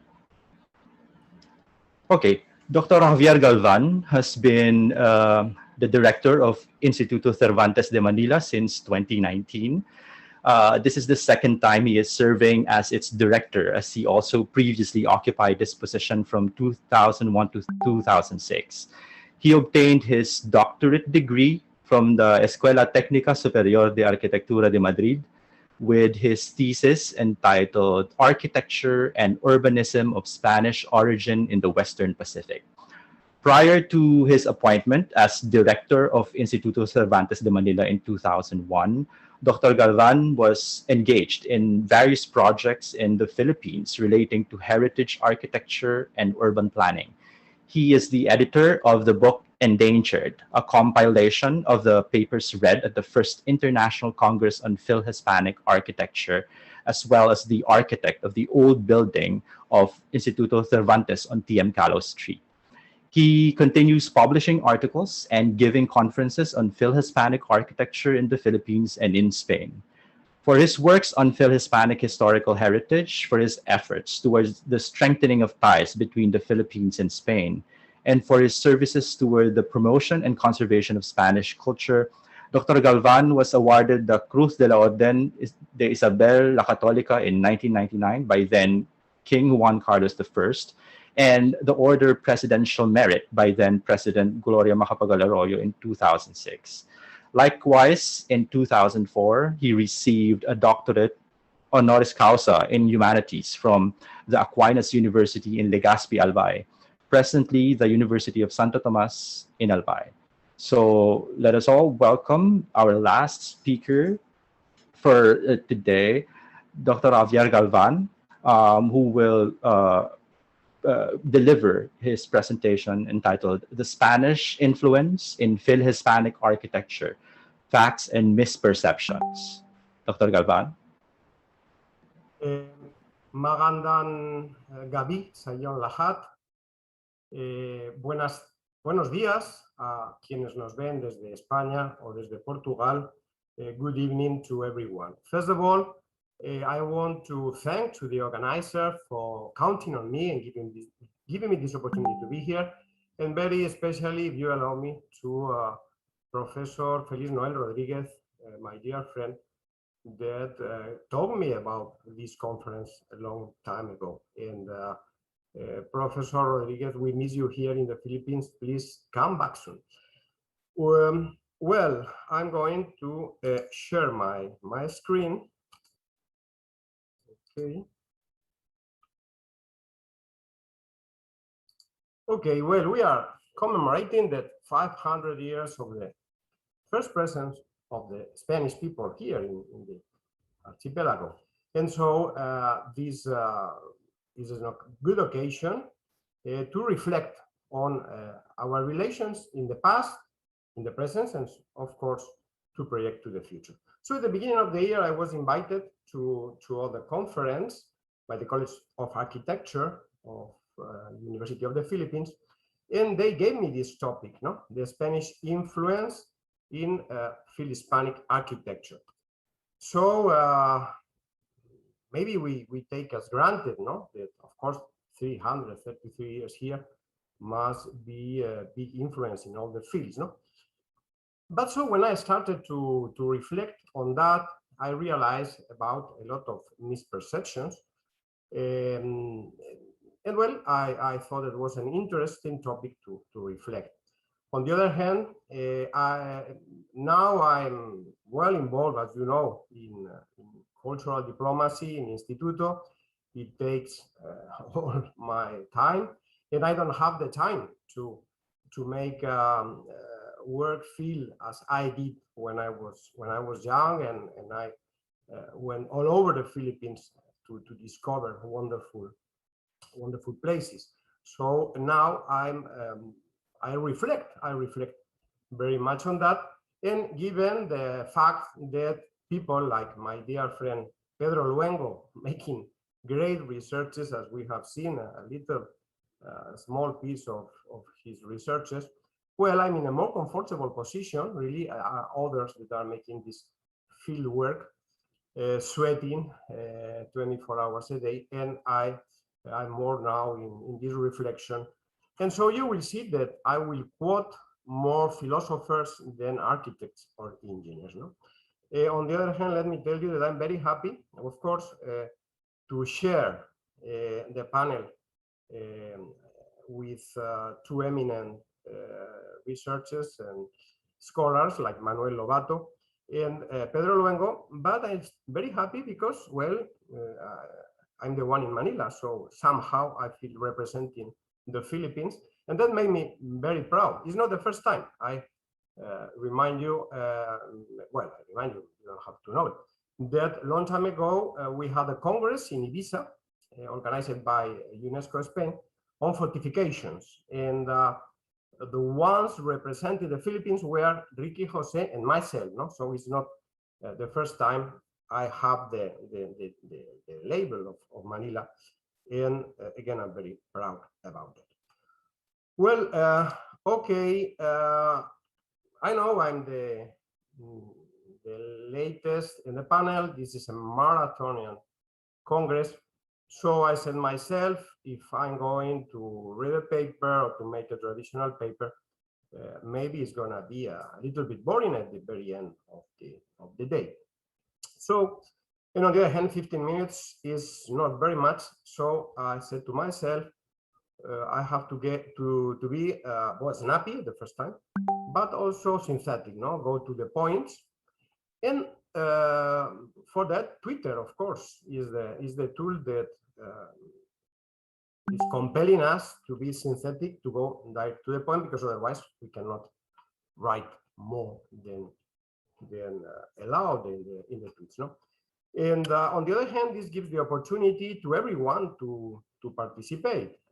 So please, for those that are listening to us, you can go to my Twitter profile, is Javier Galvan Gui. Well, for some reason, the latest letters didn't show. Well, you go here, and so you will have there all the tweets I created for this lecture. Actually, I posted yesterday to have everything prepared, and there have been already some comments. For me, also, it's important to give this opportunity to interact, and also I learn a lot from everyone. I mean, and it's an opportunity to share our knowledge about this topic of the Phil Hispanic, as I like to name it, architecture. Well, okay, I started with this post that, and you know, I have to tell you, I was making a rehearsal a few days ago, and since I don't have many followers in Twitter, I'm more a Facebook guy. So I said, well, I'm going to post the first one to see how it's going and the image and so on and so on. And really, I was very surprised. Actually, I have to say, I was a little bit provocative, a little bit naughty, but having in mind that right now I'm a scholar, I don't have the cap of director of Instituto Cervantes, and I give to myself the freedom to be, as I told you, a little bit naughty. So I wrote it, the Philippines was not a colony of Spain, but rather a nation in the process of formation, and then under the sovereignty of the Spanish monarchy. Incredibly, this became viral. No? It's right now it has more than 15,000 people that were reached, a lot of comments, a lot of retweets, etc., etc. Well, it's obvious it's because of the word colony. It was not my real intention to talk about colonialism. No, my real intention, and I'm sure that Pedro Luengo understands me very well, is to show the difference about what is Spain today, the Kingdom of Spain today, and what was the Spanish monarchy, you know, the Spain of 16th, 17th, 18th century, because this gives place to misperceptions. No? So nowadays in Spain, and this is recently, at least for common people, to refer to those years of the Spanish Empire as the Spanish monarchy or the Hispanic monarchy. No? So after some arguments, I realized that I should make a nuance and an amendment to the tweet. And well, I'm agree more with this reduction that with the previous one. The Philippines, rather than a colony of Spain, was a nation in the process of formation under the sovereignty of the Hispanic monarchy. Of course, we should talk before about what we understand as a colony. Many people were very happy about these tweets because they think that the Philippines or the American republics of nowadays we are not colonies of Spain. Well, if we understand colony in economical terms, of course, is very, maybe we can think that this, we can be agree that they were not colonies, no? If we compare, for instance, with Indonesia, no? So the country that is near us, and we see how the Dutch were not worried about religion or about creating a social structure. They were just interested in economy, and actually it was the company of the Indies who was somehow ruling the country, was a company more than a state, no? So in that sense, of course, we can agree that Spain was not a colony, or the Philippines, sorry, was not a colony of Spain. But of course, if we talk political terms, or we go to the dictionary, of course, it was a colony. People from overseas that came here, occupied the territory, and imposed a rule over the people of the country. No? Well, okay. Anyhow, as I tell you, I didn't expect to have this follow in Twitter that I never had that much. Okay, so actually, as I told you, I was asked to talk about this at the beginning of the year, and after my talk, I realized, and I was interested in continuing fixing my own ideas and my own reflection. So really, this is an exercise that I have done to answer this question: what is the influence of Spain in Philippine architecture? So for that, as a preliminary task, I reflect on the nature of Spanish colonization. Well, somehow, also we refer, or ancient scholars refer to this field as colonial architecture, Spanish colonial architecture in the Philippines. So we should reflect a little bit about that nature of Spanish colonization. Afterwards, I was wondering about the possible methodology to answer the question. No? And I came up with some conclusions more in the field of the intangible influence. And finally, I look for more tangible influences in real structure. So we'll go very fast, tweet by tweet. So yeah, the Spain of today, I insist on that, is not the Philippines or an Hispano-American country's madre patria. Well, I appreciate very much when some friends tell me, oh, Spain is madre patria, but I don't feel at all that the Spain of nowadays is the madre patria of the Philippines or the Argentina or the Paraguay. The Kingdom of Spain and all the Philippine and Hispano-American republics are the inheriting states of what was once the Spanish Empire, that big structure that had different territories that belonged to one person, to the king or to the emperor. Right? But when this empire was dismantled, each of these pieces belonged a new entity. So in that sense, I feel that Spain is more a sister, if you like, of the Philippines and all the American or Latin American republics. So I like very much Juan Luna. Of course, he was a wonderful painter, and I love very much this painting. And as you know, there are several originals in Spain and in the Philippines. But I'm not very much agree about the relation. Of course, nowadays, Spain and the Philippines, well, we work together, of course, in the very same level. And I'm happy here in Instituto because actually we are a team of Spanish and Filipinos that work together for the same goal, shoulder by shoulder. Okay, the philosophers. I like very much, Pedro Luengo knows very well and has heard me this thousands of times. I'm sorry, Pedro. The British transplanted their society and culture to overseas territories, but the Spaniards grafted them. So I think that this is a botanical simile that is very appropriate. So if you go, I don't know, to Sydney, for instance, or to Northern America or to Canada, or whatever territories there were British colonies, you can see somehow replicas, parts of the British cities that are put there. And so there's no this process of mestizage that happened in Spanish colonies.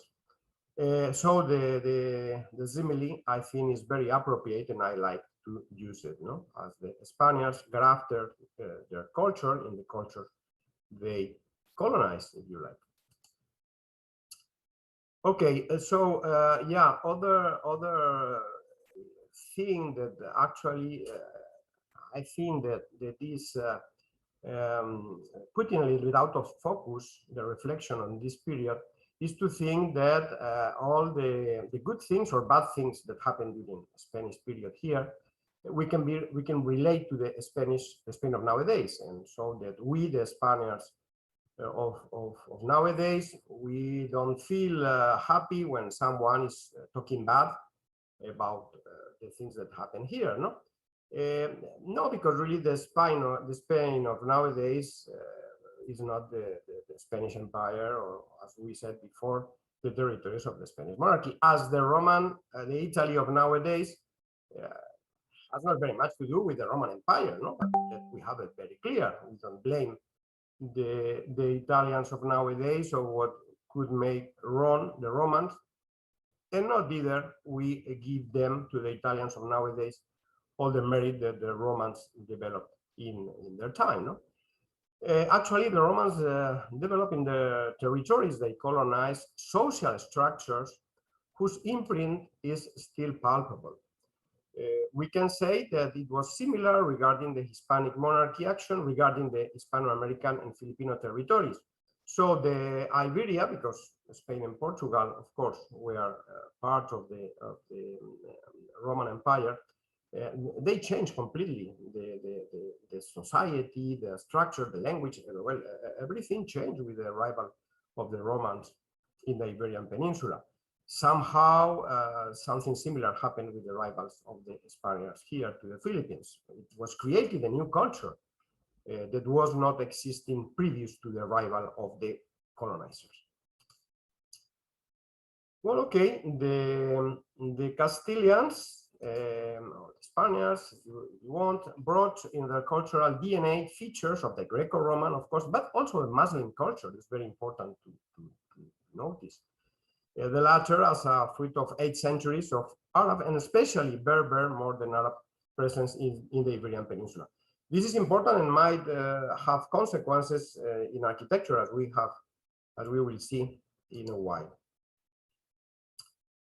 Well, if I have to make a synthesis and only to go to the great points, the first consequences of the Spanish presence in the archipelago regarding architecture are urban planning, of course, and stone construction. I won't talk because it's a commonplace about the law of Indies, the creation of Manila under Legazpi, and the grid pattern, etc., but that doesn't exist, of course, before the arrival of the Spaniards. As it didn't exist either, at least I don't have any evidence of that, of the existing of stone buildings in the Philippines, pre-Hispanic Philippines, as they existed in the Americas, or also in some Pacific islands, or in the Marianas, in Guam, where you have these latte stones that's somehow mysterious, somehow mysterious, but not the mysterious structures that were the pillars of the Baha'i Cubo of the Chamorros, no?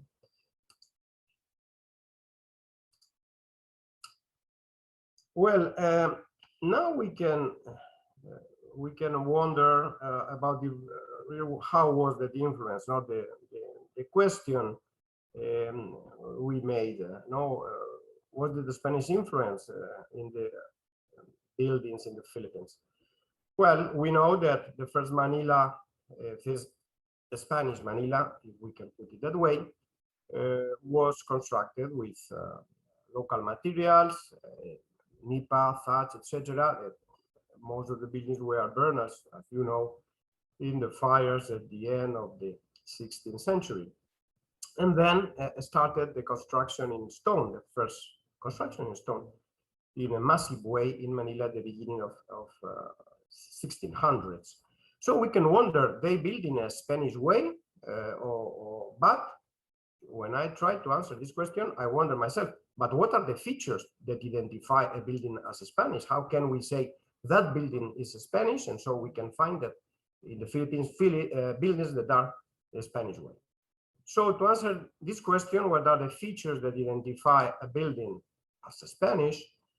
I go through an architect and historian, Fernando Chueca, that tried to answer this question in his book, a sort of manual called Invariantes Castizos de la Arquitectura Española, that we can translate somehow as authentic invariants of Spanish architecture. There he made very good analysis of the architecture in Spain between the different periods, and he came up with some points, no? And so if we match those points with the architecture we find in the Philippines, well, somehow we can have an idea to answer to the question, no? And actually, when I go through that, yes, I identify the square proportion. Square proportion that is important in Spain, something that different Spanish buildings, talking in a common way, from other European architectural buildings, is that are less slender generally in Spain than in Europe. I think that is very likely because of this Muslim influence that is trending to the square proportion, that is also trending to pyramidal roofs instead of dome roofs, etc. And in the Philippines, of course, we find also this feature very clearly, no? The square proportion is, well, this is a sketch of one of the former Manila cathedrals, but this pattern, a square pattern of a facade, we can find in many Philippine churches. I challenge you, when you go to visit an ancient Filipino church, that you see the facade of the church, and is almost sure that you will be able to put a square inscribing the facade. So yeah, well, in that sense, we can find some feature that is matching Spanish and Filipino buildings, but there are some others that are not matching. I don't have time to develop this theory, but of course, and in the Filipino architecture, we find features that are most, as it has been said before, influence of Chinese, especially Chinese, but from other cultures that are not the Spanish culture. So, but again, if we go to this first Manila built in stone, and we have one example of that still standing, that is San Agustin Church, no? And so it's interesting, and I like also to show this, that I repeated many times also, how San Agustin Church follows, what's the pattern of San Agustin, the layout of San Agustin, no? Because if we see the facade, if we see the exterior, it's not very much connected to a Spanish tradition or to some other tradition that is familiar to us, no? But if we go to the layout, we see that the pattern of San Agustin with this side chapel, that, by the way, that was made San Agustin earthquake proof, even if they didn't know at that moment, is because it follows the modeling fashion at that time in the Christianity that was the Gesù church in Rome by the Vignola. That was, as you know, the type of church that was matching the needs of the liturgy of that time, the liturgy that came up after the Concilio de Trento. So it was very, very important, this pattern with one nave and the side chapel and the layout inscribed in a rectangle.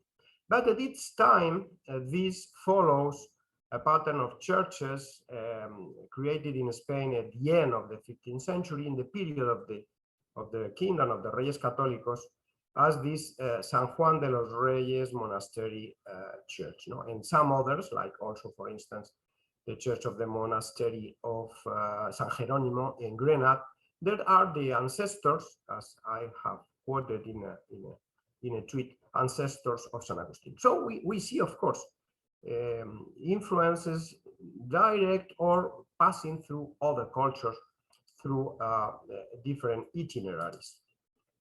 And of course, one of that, no doubt, is Mexico, is New Spain, the Viceroyalty of New Spain. I won't insist in something that is very well known. But we must have in mind, and when we see the Filipino churches, the simbahan, that are not a building, but a complex of buildings, the atrium, the church proper, and the convent, and they don't follow a Spanish pattern. The churches of Spain or the convents or so are very different, and normally around a cloister. Here in the Philippines, we don't find randomly, we find cloister, but it follows very clearly the model that started to be developed few decades before in New Mexico, and was what is called this architecture of the evangelization. And we find some fantastic examples as this convent of Acolman that actually are the closest references of Filipino religious architecture. Well, for not talking about capillas posas and the cross in the middle of the atrium, this element that goes very connects very clearly with this New Spain or Mexican structure. Well, so we see that there are some very intangible influences. We talk about layout, we talk about the space, we talk about some features, but not very much about forms, no? Or about materials, no? So,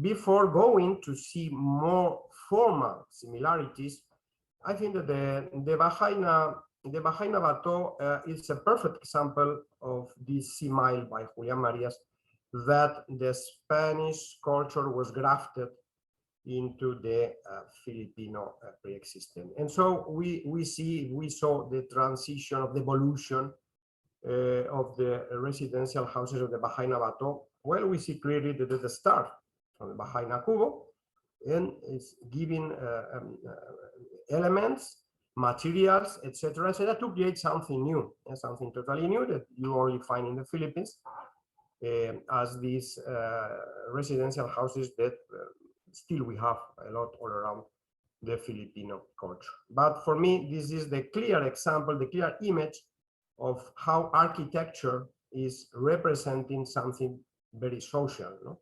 Is that idea of the grafting of a culture into another, and how that gives birth to something totally new, a new spice, no?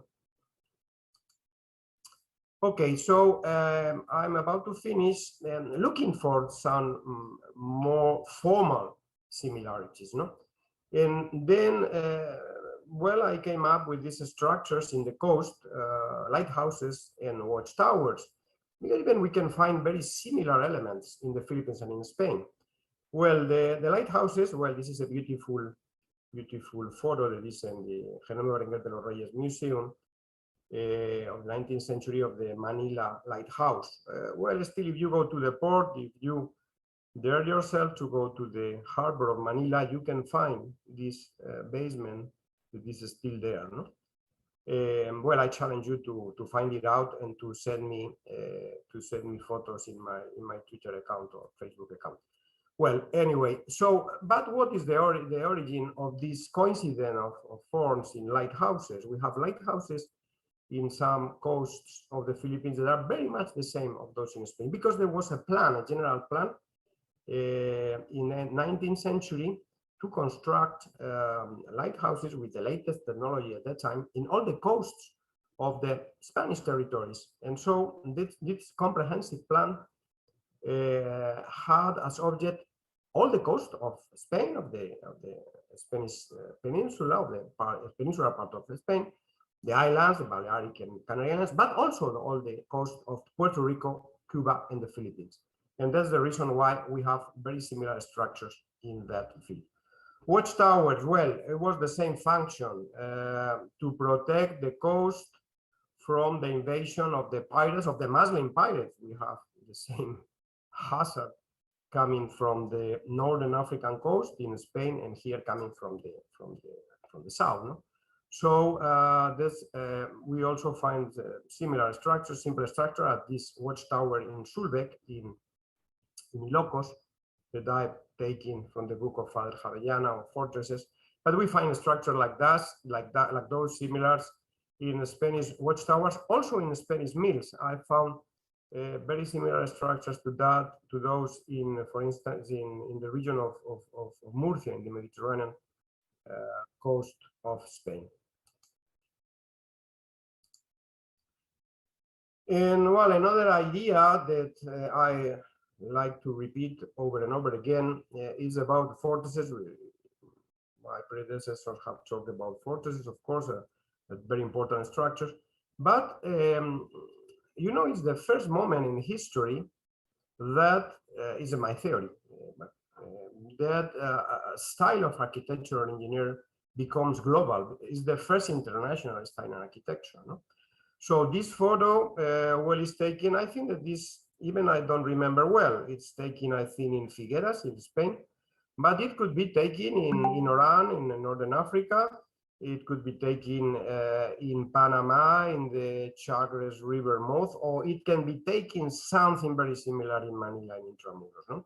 So bastion architecture constitutes the first example of globalized architecture in history.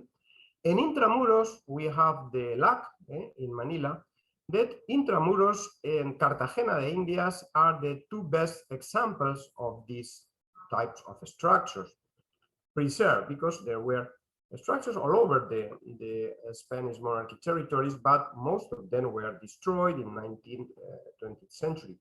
But actually in Intramuros, I mean, if someone really wants to study this type of architecture, the best advice is to say, come to Manila, never mind where you are, come to Manila, because then you can find the real thing, no? Although, well, we know that some parts were reconstructed, but there you have all the typology, all the elements that were forming, no? These sophisticated structures at that time.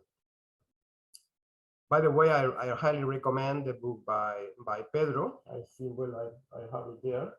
Ingenieros Militares entre Asia, América y Europa. To know more about this topic, so interesting topic. Well, we finalize coming to conclusions. The Spanish presence in the Philippines was the vehicle for the creation of a new and unique culture by grafting inside the local reality new concepts and principles, and by allowing other cultures being actors in the process of becoming, that is the creation of an identity.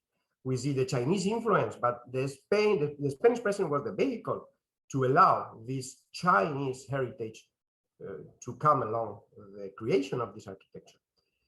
In the process of becoming, of course, you know, those who know me and follow me know about my passion on Nick Joaquin, that I think was one of the greatest thinkers in 20th century, and it's someone that is not very much known out of the Philippines. And yeah, he should be known, because for me it's a real giant. No, he was a journalist, first of all, as you know, but then he was a novelist, a theater author. But for me, really is someone that knew perfectly how to go deep and to understand the Filipino culture as no one else. No. And so the Spanish influence in Philippine architecture is obvious after reading Joaquin. No? Since the architecture is the manifestation of one nation culture and identity. Very important when we talk about architecture. At the end of the day, we are talking about the representation of an identity. And the Spanish ingredient is a substantial part of Filipino culture and identity, as Nick Joaquin stated in this historical essay, Culture and History. Well, the influence of Spain in the Philippine architecture, finally, this is the final answer to the question, is rather conceptual and tangible than formal. So don't interpret that because a house has red tiles or grills is Spanish. It's much deeper than that. Well, thank you very much. Muchas gracias. You may read, I have a test to prepare this lecture to be synthetical. You have to work on it. And so I have a test that came up as preparing this presentation. And for those interested, you may read the full text on this topic by searching in Google Manor Rabat. This is my blog, Manila, Oran, Rabat, the three Cervantes I've been working lately. So there you can find it. Pues eso, muchas gracias. Maramin Salamat po, thank you very much. Muito obrigado. Thank you so much, Dr. Galvan. That surely was, yeah, I would say, provocative presentation and really wonderful ideas about moving beyond the formal, you know, as far as architecture goes, and as far as like in general structures go. So we now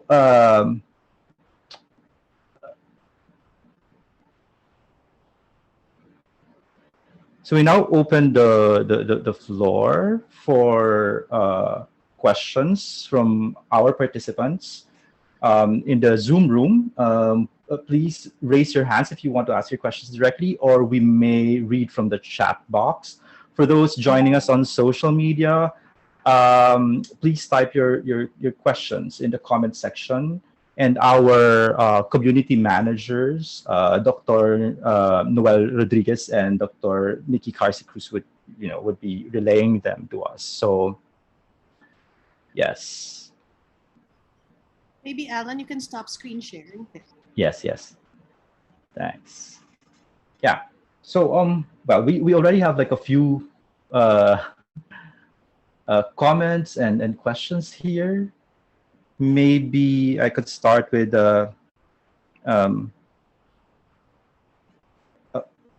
very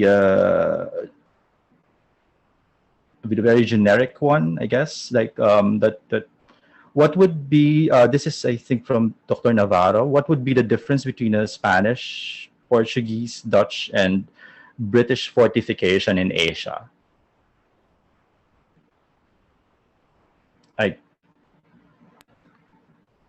Maybe this is for me. I don't. Yes. Because there is one word of the entire sentence, which is I understood, which would be the element that can be connected to all of these. Well, it is complex, and it depends on which moment or which time frame we are working with. But if you go to the academic knowledge that was taught in every academy, for example, English hadn't, but the Portuguese academies of that time, or the Portuguese academies or treatises, you can see which ideal warfare technique or model would be the best for a place. And for example, it is clear for the Spanish world, most of cases, not in all of them, that they were interested in fortifying ports, specific ports, with citadels and sometimes with walls. Manila is a great case, as Javier has explained.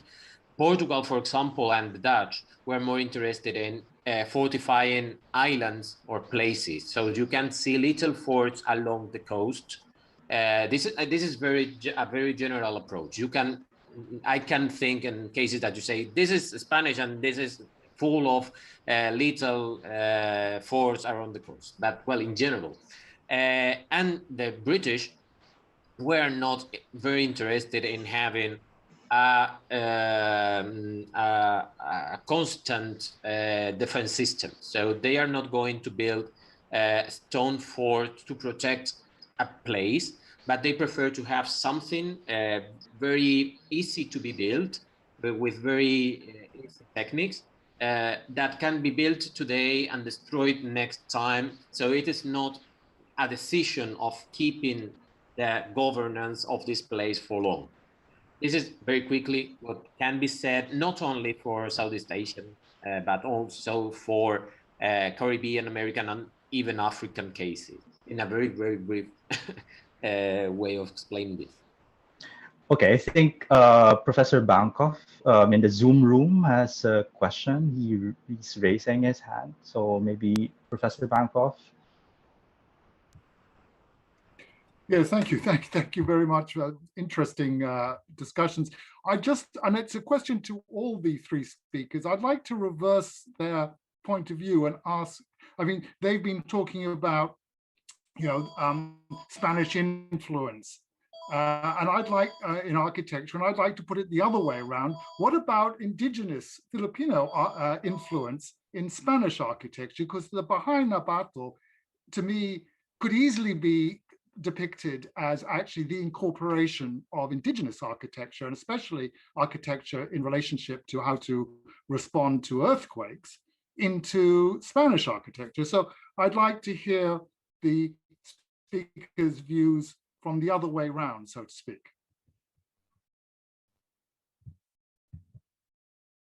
I may ask.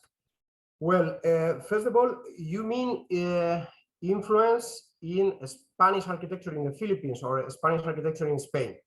Because that would be an interesting question, no?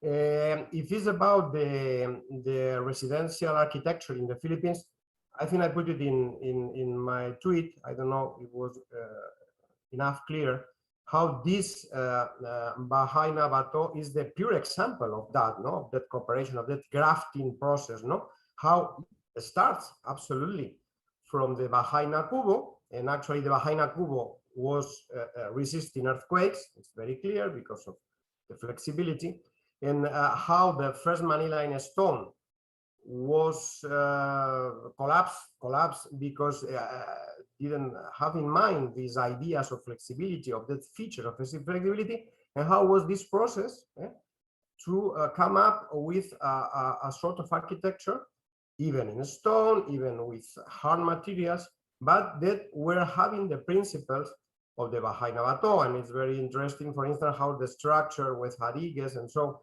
and all these as a structural principle, even the most evolved houses in late 19th century, but structurally had the principles of the Bahay na Cubo. So I'm totally agree, and I think that is very clear. I don't know really if there is a Filipino influence in architecture in Spain. I would say it would be difficult on one hand because the condition, the environment condition are extremely different, no? But it might have, no? Of course, the influence of many products in the American products that came to Spain is very clear.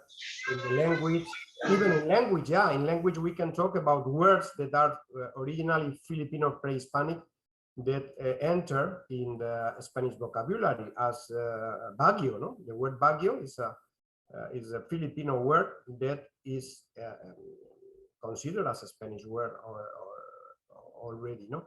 But regarding architecture, well, I don't know. I wouldn't say because it's difficult not to find that because especially of the conditions in Spain we don't have. But well, in one region, in the region of Granada, Murcia, we don't have earthquake, no, and of course the climate is very different.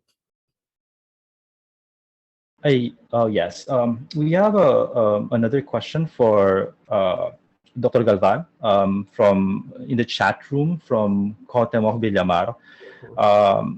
To Javier Galvan, is there archival information about Filipino people participating in the design and construction of churches in the Philippines, or all were planned and built by Spanish architects? Well, my greetings to my dear friend Cuauhtemoc Villamar.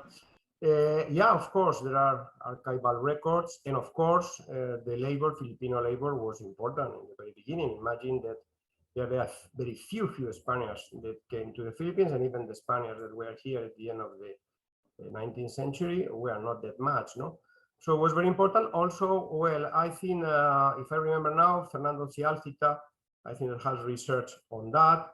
On the polo, the polo, it was the tax, let's say, that the laborers had to pay. That means because it has been talked about slavery, about forced labor to build the buildings, not only the churches, but of course the walls. But we see, we have documents that show that there was a payment. So you don't pay a slave if we think in slave as we think in Africa, etc. No. Then there was this polo that was a sort of tax. No, I mean, if we are agree about that there was a slavery, I feel myself a slave because 20% of my salary is going to the state, to the Spanish state. In every country, modern country is the same, so we are slaves, no? Well, yeah, okay. I mean, then we have a lot of information about that, especially in 19th century archives. Then finally, when the final period, we have Filipino architects like the very Félix Rojas that studied in Spain and was one of the illustrators, let's say, the architect of Santo Domingo Church, etc., etc. But yes, indeed, there were a real participation. It's clear that the concepts came with the friars, and of course the one that conducted, I mean, the project. Then we had the Sangleyes, the Chinese that, and also there are a lot of Chinese documented, and Pedro knows that very well. But then, of course, that were local labor, that's for sure. No? Maybe Pedro, that is has very much updated information and has made archive research recently, and maybe he can add or he can answer properly to this question. Yes, thank you, Javier. Of course, we have not many. We have at any case that you can search on archives, you will find the names not only of forced laborers or artisans, but also architects. And not only for 19th century, of course, in the 19th century we have many cases, but also for 18th and 17th century and even before. So, of course, we have a lot of names, fortunately, and the only curious thing, at least for me, is that we couldn't find the same names in different works. So it is rare if you find a chief of artisans working in a church and you can't find the same name in another church when you have some of them of the same time in the same province. So the first option is that they were not professional, or, and this is my option, that there were a lot of groups, teams of artisans that were working here and there. And probably not only in the Philippines, but moving from the Philippines to another places in Southeast Asia. And coming back to Greg's question, these artisans were deciding what to do in the Philippines. So techniques were Philippines.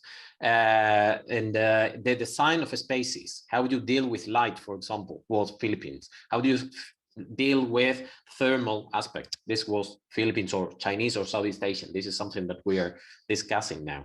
And regarding how these techniques or these spaces went back to America or Europe, we are finding cases. For example, the use of gutagamba, which is a Nazian material, which was used in the Philippine fortifications and was widely used in the Caribbean during the 18th century.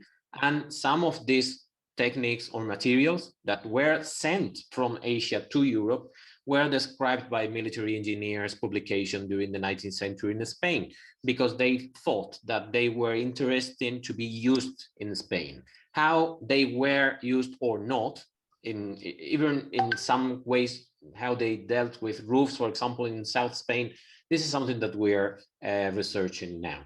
But I don't want to waste your time. But if any of you want more details, please contact me. People would love to hear also Dr. Lobato's views on the local characteristics in architecture. Like some people on Facebook would want you to weigh in. Thank you. I'm not an architect, so what I can say to answer Professor Bankov is that the way the local techniques and architecture influence the Iberian architecture in Asia is much in the approach of adaptation because in the case of the Portuguese, which I know better, I don't know the Spanish case really, the Portuguese have a great flag of architects and also engineers and also artisans. So the artisans that work in the Portuguese churches and fortifications are mostly local people.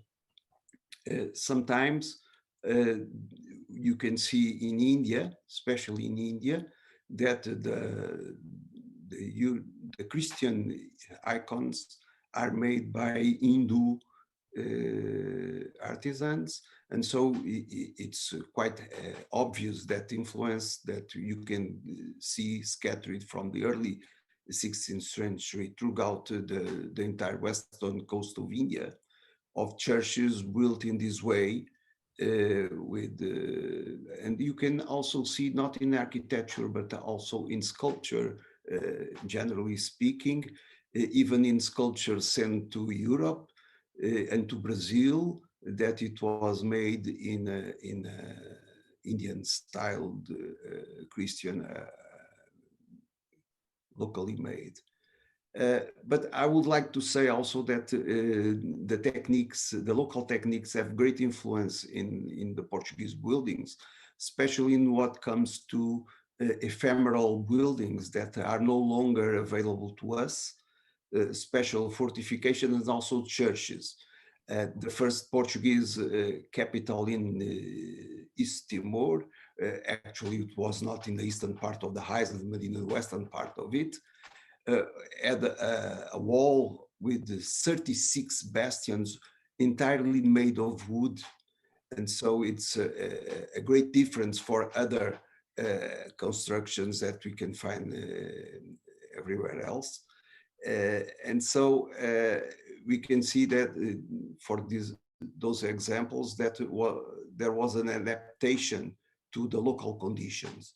In Timor, in the 19th century, to build a house, a civilian, a residential house, a usual house, it was needed a Chinese mason. It was difficult to find a Timorese mason that know how to build a house of stone and lime. And so the main labor is Chinese people there. And the houses were pretty much in Western style, but made by Chinese artisans. Even in Timor, after the Second World War, after the Japanese completely destroyed the country, only left one town. All towns were demolished by the Japanese before they left. The reconstructing program of the Portuguese was in the same way as in the 16th or the 17th century. It was in wooden made churches, especially, but also medical posts and other public constructions were made initially in the 40s, in the late 40s, made of wooden, and they are photographical documented till today. These houses no longer exist, obviously. So the adaptation is much the way that the local conditions influence the Portuguese and probably other Iberian constructions. Hi, yes. I'm still waiting from from our community managers if I should if we still have time. Um, So we have no more time, but a lot of. So I don't know if maybe we can ask the speakers if we can send these to you, and then I don't know. There's a lot. What do we do? Noel, can you weigh in? Because you're the one asking me if we should. Noel, help. Maybe should read through them very fast. I don't know because there's a lot. Yes. Thank you very much to all the speakers for all your talk.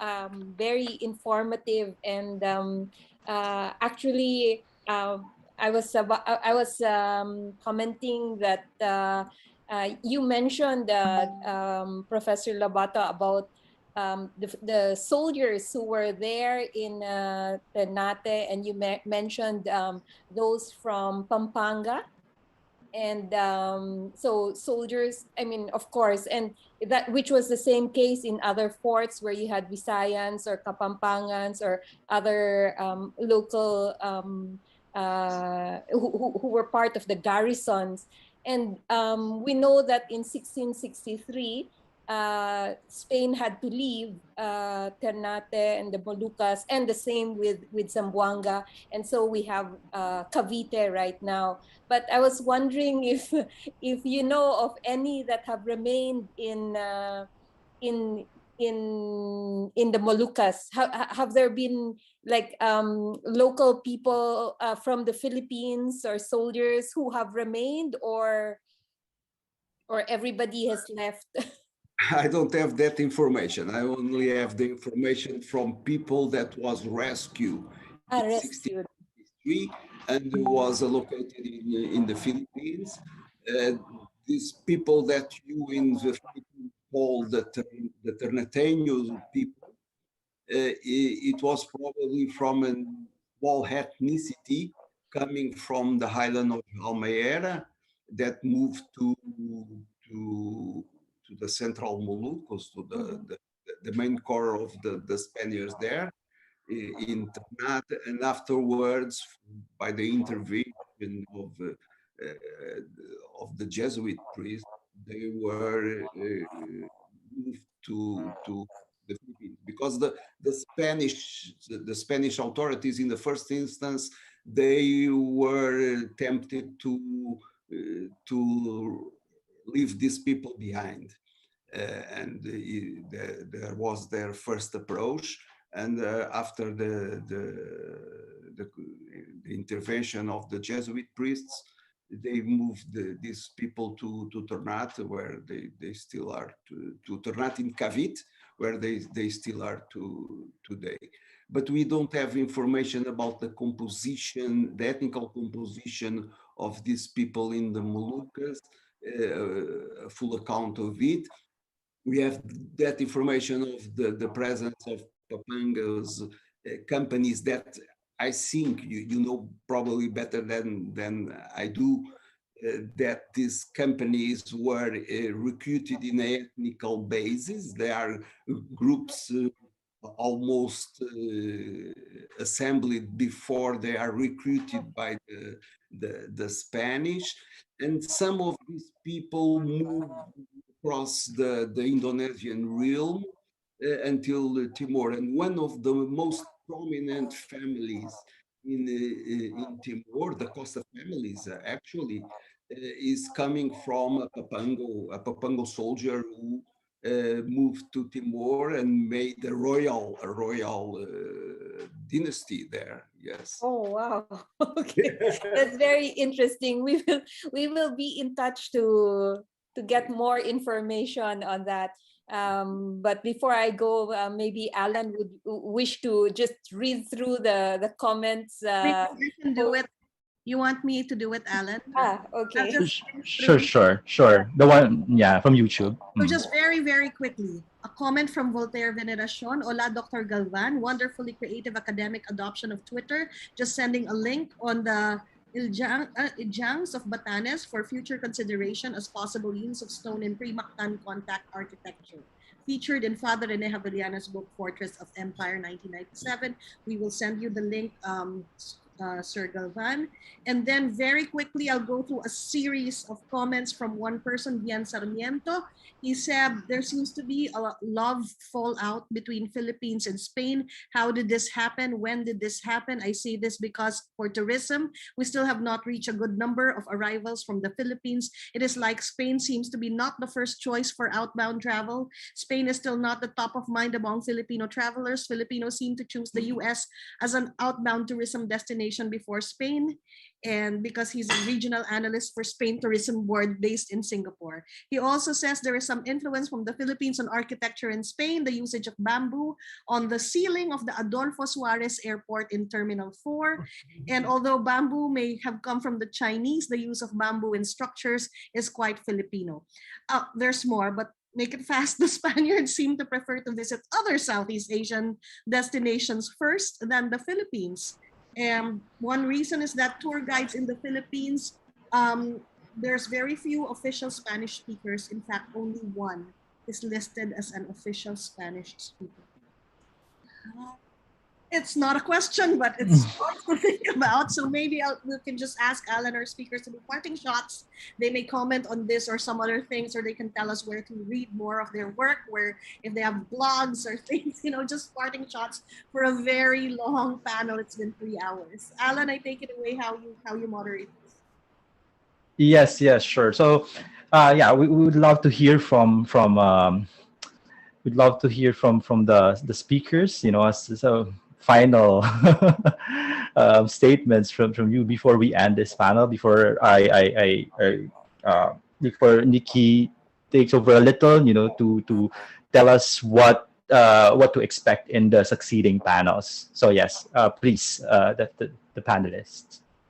Call one. Yeah. Call Yeah, well, 2 notes. Well, thank you very much and congratulations. Yes, that's why I said that this Twitter mode allows me to learn things. So it's very welcome, this comment from our friends from Batanes Island, no? Because this interaction actually I think is very enriching, and we can go further if we receive these insights from everyone. Okay, and then tourism, exactly. When Javier Ruescas was giving his paper, I was thinking about that, how tourism can help a lot in the mutual knowledge. Regarding the time when I was here, posted for the first time, 2001 to 2006, if I compare to the time before the pandemic, I saw many Spaniards, even if they are not enough, but many Spaniards coming to the beaches here, maybe not attracted by any other thing, going, for instance, to Siargao to make surf, all the way from Spain. So I think that can help a lot. And of course, regarding the guides and that comments, Instituto Cervantes is there, to instruct guides, Filipino guides, how to speak Spanish. And so maybe we can have more Spanish speaking, because that 9 out of 10 Spanish speaking people in the world are in America. So you have a huge market for tourism, and guides are welcome in Instituto. Maybe we have to make a deal with DOT for that. And well, thank you very much indeed, and congratulations for all the organization. Thank you. Thank you so much, Dr. Galvan. Dr. Lobato? I don't know if I understood what you asked for, but you asked for the coming times on this conference. It's no, just a goodbye. Yeah, a final statement. I hope the most successful achievement with this conference in the future, and I hope to come to Philippines one day, but not for professional effort, but for touristical purposes, I'm afraid. So, you people, bye-bye. Thank you so much, Dr. Lobato. And finally, Dr. Luengo. Well, thank you very much, because I think it is probably one of the most important initiatives to put together what many scholars around the world, from Portugal to Indonesia, from China to Spain, through Americas, are focusing, how many people are focusing on the Philippine history as not as a corner of nowhere, but as the center of a new global world. So congratulations for the entire series of presentation, and I hope that we can go on working and cooperating in these ways. Maraming salamat. Thank you very much. Thank you, Dr. Luengo. So Nikki would take over and then tell us about succeeding panels. Nikki. So today was just the start of Legacies of the Encounter in Forms of Expression. We had the keynote and we had the first panel on architecture and built structures. Tomorrow we will have flows of art, artifacts, and art styles. We will have literature on Friday. We have a special panel on Saturday for the Philippine Embassy based in Spain, on retracing the footsteps of Rizal. And then on Monday, we have 2 panels, one in the morning and one in the afternoon on cultural flows and reinventions. We have fashion after that, then language and identity formation. And so all these posters, you can see this in our Facebook page, as well as our website. And we will have the closing speech, the closing keynote and closing ceremony to be delivered by Ambeth Ocampo, our very own, on July 23. And after that, it would have been exactly a month since we started this conference. Thank you very much. Back to you, Alan. Okay, so that's just about the time we have for this really wonderful conference. So on behalf of the Department of History, the Department of Fine Arts, and the School of Humanities of Ateneo de Manila University, and our partners, CHAM, Centro de Humanidades, Universidad Nova de Lisboa, and the National Quincentennial Committee. I am your moderator, Alan Pastrana, and I thank all of you for joining us today. This has been Contacts and Continuities. Goodbye. Yes, our live stream should be over. Oh, bye.